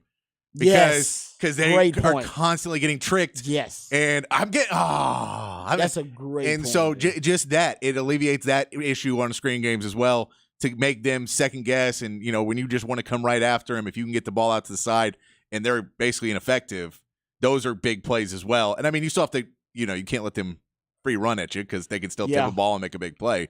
But those types of things, it helps in a lot of different schemes of what Washington's not good at. You can kind of pick them apart that way. That's kind of what I'm building my game. I always said if I was a coach, I'd build my game plan on what are our strengths and what are their weaknesses. I'm going to make a checklist of our strengths, and I'm going to make a checklist of their weaknesses and see which ones line up. Yeah. Our strength is Texas passing game. They're really good, averaging right under and right over 9 yards per pass attempt on first and second down. Their weakest defensive down is first down, especially with their pass defense. They allow 10 touchdowns. Only 2 of their interceptions came on first down. 148 passer rating, 66 completion percentage on first down. That lines up. They're bad at tackling on screens. One of the worst teams in college football at tackling on screens. You're really good at creating and executing the screen game. They're 133rd in the country, last in the country in tackling on screens. That should be a huge part of your game plan. And add in the fact that they don't play tight ends a lot that look like JT Sanders, who does. So shell shock them with that early on. And in addition to passing on first downs, make them RPO throws because they're really bad at defending RPOs. You look at what their strength is, what their weakness is, yours and theirs, and how they line up. That's how I would approach the game early if I'm talking the script. Yeah, I mean, I think it is, and it's really you want to run screens and you want to give you take what they give you. Yep. Exactly. You love to have the deep passes, but when we talk about this maybe being a more Texas favored audience, that lets you have a little bit more control at the line of scrimmage to get up to the line and let Quinn Ewers, who now has 2 full years experience behind this offense, to judge what this Washington defense is lined up and see, well, do I get A.D. Mitchell or Xavier Worthy in one-on-one coverage? Do I have them where I can take a shot? Or do we go down and get the ball to JT? Or do we check? We hand the ball off? We can judge based on that versus where you playing in a much more hostile environment. It becomes a little bit harder to communicate with your team. I think that you may be able to have a little bit more options for Texas and for Quinn when he gets out on these games. I totally agree with you. That's why, I think early on for Texas, offensively in the script, people are expecting this script to be spectacular. Just because there are a lot of different ways Texas could go with. They could go with the running game. They could go with throwing the ball on early downs. They could take some shots downfield. This pass defense is 120th in the country. Yeah. I mean, they're not a great pass defense. Which vulnerability is Sark going to try to exploit? What statement does he want to make with his opening script? And that's going to be the question. And as we talked about earlier, with the month layoff, how much confidence do you have to execute perfectly a 40-yard play within the first 3 plays of stepping out on the field, 3 or 4 plays? Or do you go, all right, well, we have those plays in, but they're 10 plays in. They're a little bit further into the play because we don't necessarily want to come out and have not played tackle football and have a real pass rush on us in a month and hope that Quinn has perfect aim. I think Sark might throw it deeper. But he might because they also had a month off too for their defense. I saw this report that Xavier Worthy's running 50-yard sprints, like in full speed 50-yard sprints before the game. I think to myself, okay, I used to run before the game, but never 50, not multiple 50-yard sprints. Why the hell am I running 50-yard sprints unless I want to get warmed up for a straight up sprint? Yeah. Like early on in the game where coach is like, all right, you know what? We doing max protection and we just going to let you just see if you can outrun the defense on the first damn play. And the first damn play is usually where you see, I've seen multiple bowl games where teams throw it deep on the first play. Yep. And it makes perfect sense because the team, they're sleeping a little bit, and they're not thinking deep on the first play. You go play action, as you pointed out. You've been big on, hey, play action on play action. Play action is not going to work better on any play than on the first damn play of the game. Yeah. Because look, we know that, and Kalen DeBoer and everybody on this Washington staff is fully aware that this is not 1995. And you're going to set up the game by running the ball 14 times in a row and do that. At the same point, you still look at Texas and go, they've run the ball well all season long. We have to be able to stop the run because if we don't, then they will dominate time of possession, and we can't have that either. Agreed. Yeah. No, that's another thing, too. Sark needs to try, not time possession necessarily, but he needs to have some long drives. Yeah. There needs to be some 5 to 7 minute drives, multiple ones in this game where it's like 7 minutes. Picking up first downs, just keep moving the ball. Keeping Penix off the field. Just let him get bored on the sideline. Demoralizing drives. Yep. And honestly, if you score on them, that's awesome. I would love for you to score touchdowns on them, but if you get 3 points out of them, that's cool. Yeah. That's 7 minutes of them on the bench, that offense on the bench. Yeah. You can't put a price on it. You can't. And 7 minutes of their defense just wearing them out. And going. Great point. That tackling will get worse. And for you, I mean, we know you got big boys, and if they do try and pick up speed, you'd love for Tavondre and Byron to get a little bit more rest so that their engines are going full because, they've been rotating guys pretty well throughout the season. I have to imagine that's going to slow down a little bit when you get to the Sugar Bowl. You may be putting your stars in there a little bit more. I wouldn't rotate as much as I would. And now you may do it. You have to keep them fresh. But you want to. I'm sure you've been figuring that out in practice. But that's to your point, though. If you can limit the amount of plays they have to play, then they can be out there more. So I'm with you. That's a great point all around. I didn't think about that, but you're right. That's complimentary football. Sark talks about all the time. All right, we come back. We got last segment. We're gonna wrap this thing up and put it in the oven. We'll come back. We'll make predictions. We'll give you our last X factors in this matchup between Texas and Washington. And then we finally get to shut up and watch this damn game. I'm tired of talking about it. I'm sure they are too. But we'll come back, talk about it for one more segment before we wrap this thing up. This is the Horn Pregame Show live on 101.9 and AM 1260.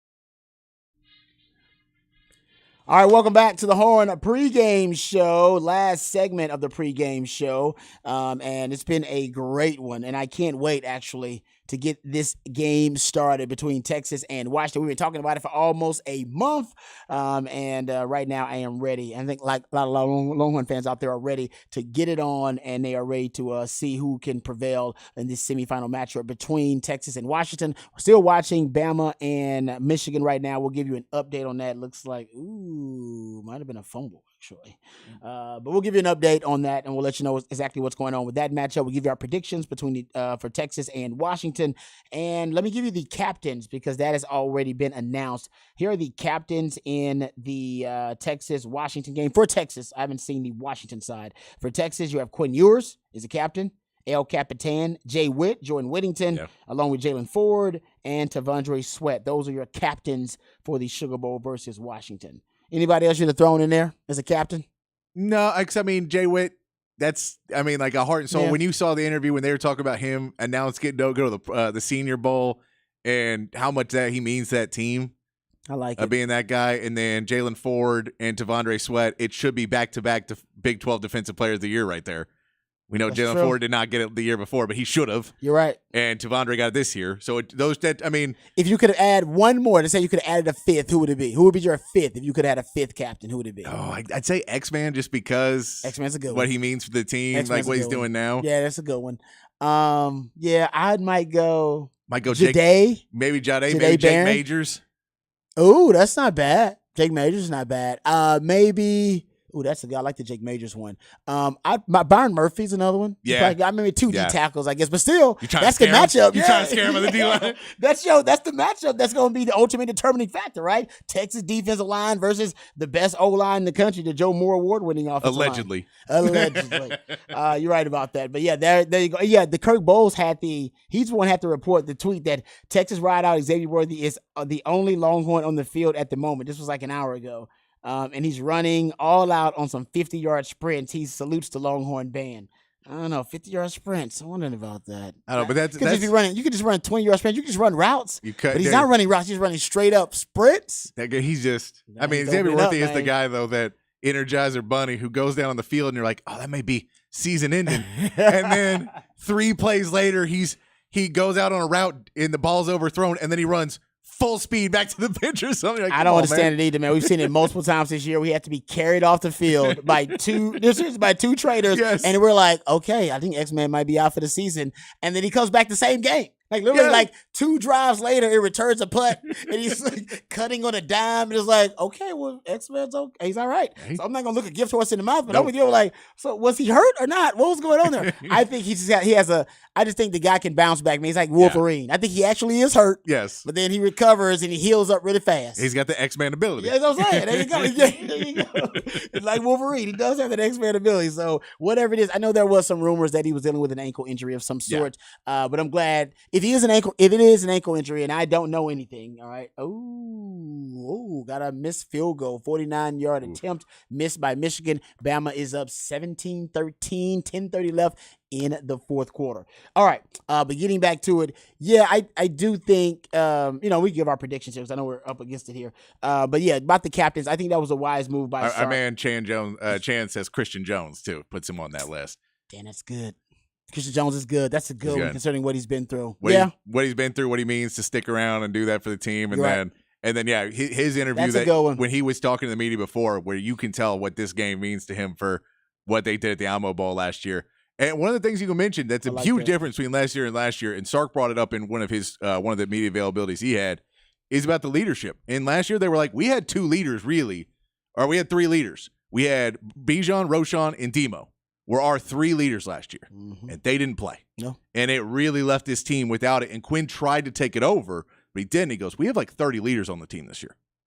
So it's a little bit different. So everybody's playing. You had 30 leaders, but that was something when they looked off at points in that game and couldn't get things going.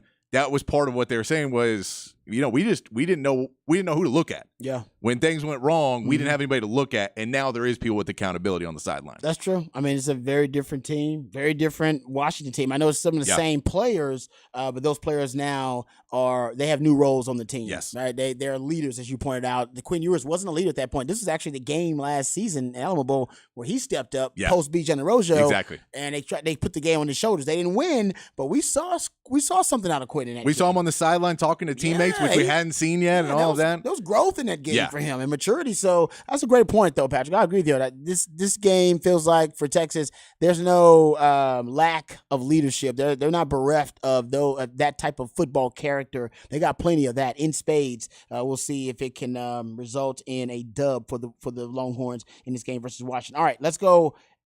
Player of the game for you. Prediction. X factor. It could be any damn thing. Yeah, I mean, the player of the game has to be Quinn Ewers. And I mean, it could be Tavondre. We could say it's Tavondre, but I think it has to be Quinn. You know you're going to be able to throw the ball. You know you're going to be able to put up points. You're going to have to score points. Yeah. And if he's on and he does what he does in big games, then Texas should be fine. Yeah, he's a big game quarterback. It's crazy to say that, but he shows up in the really big games. Texas, Oklahoma, Bama, and hopefully even in this game last year had one of his better games in that Alamo Bowl. He also shows up in neutral sites and away from home. Quinn still plays some of his best football. Damn, that's a good one. I'm not going to steal the one you did because that was really good. I'll go with player of the game for me. Oh, it's got to be somebody in that secondary, man. I'm gonna go with a safety. I'm going to go with Jaron Thompson. He's made some big plays. He's got somebody in the secondary's got to step up and make some plays. Last year, they only had like 4 splash plays. Jaron Thompson got a pick, though. Jaron Thompson. Alamo Bowl last year. And in the Alabama game. He got a pick in the Alabama game. Yeah. So I'm going to go random player of the game. Could be a guy like Jaron Thompson. Let's go score predictions. Score prediction, I'm going to go 34-24 Texas. I know it's a little bit more, but I'm going to say 10 points. 10 points. That's where I'm going. Ooh, that's big. I'm going to go 35 to 30. Ooh, 35 to 31, somewhere around there. I'm close to the same score you are. I'll go Texas wins. Texas pulls it out. I believe that's close to them covering too. So I'll go Texas wins, and that means if they do, we're gonna be in H-Town, baby. For another Longhorn revival. It's gonna be a beautiful thing. And I'll give you an X factor real quick. Anthony Hill. That is a good X factor. If he comes in and he gets pressure, if he can make the big plays, I think he can make big plays to get us off the field on defense. I'm going to go Jay Witt. They got him as a captain. I like that. Nobody doubles Jay Witt. He always gets man-to-man coverage. They'll sleep on him. If they do sleep on him, he'll make some big plays. Like that. All right, Patrick, thank you for all of your help, brother. You are awesome. You catch Patrick on the Sports Complex 4 to 6 weekdays live right here on 1019 and AM 1260 on the Horn. Thanks to my man E. Hogan. Thanks to my man Bobby Burton. Thanks to all of you guys out there for listening. We appreciate it. Hopefully, we're talking about a dub on tomorrow, so join us for the festivities in the morning, 6 to 11 a.m. For my man Patrick, for E. Hogan. Until next time, hook 'em.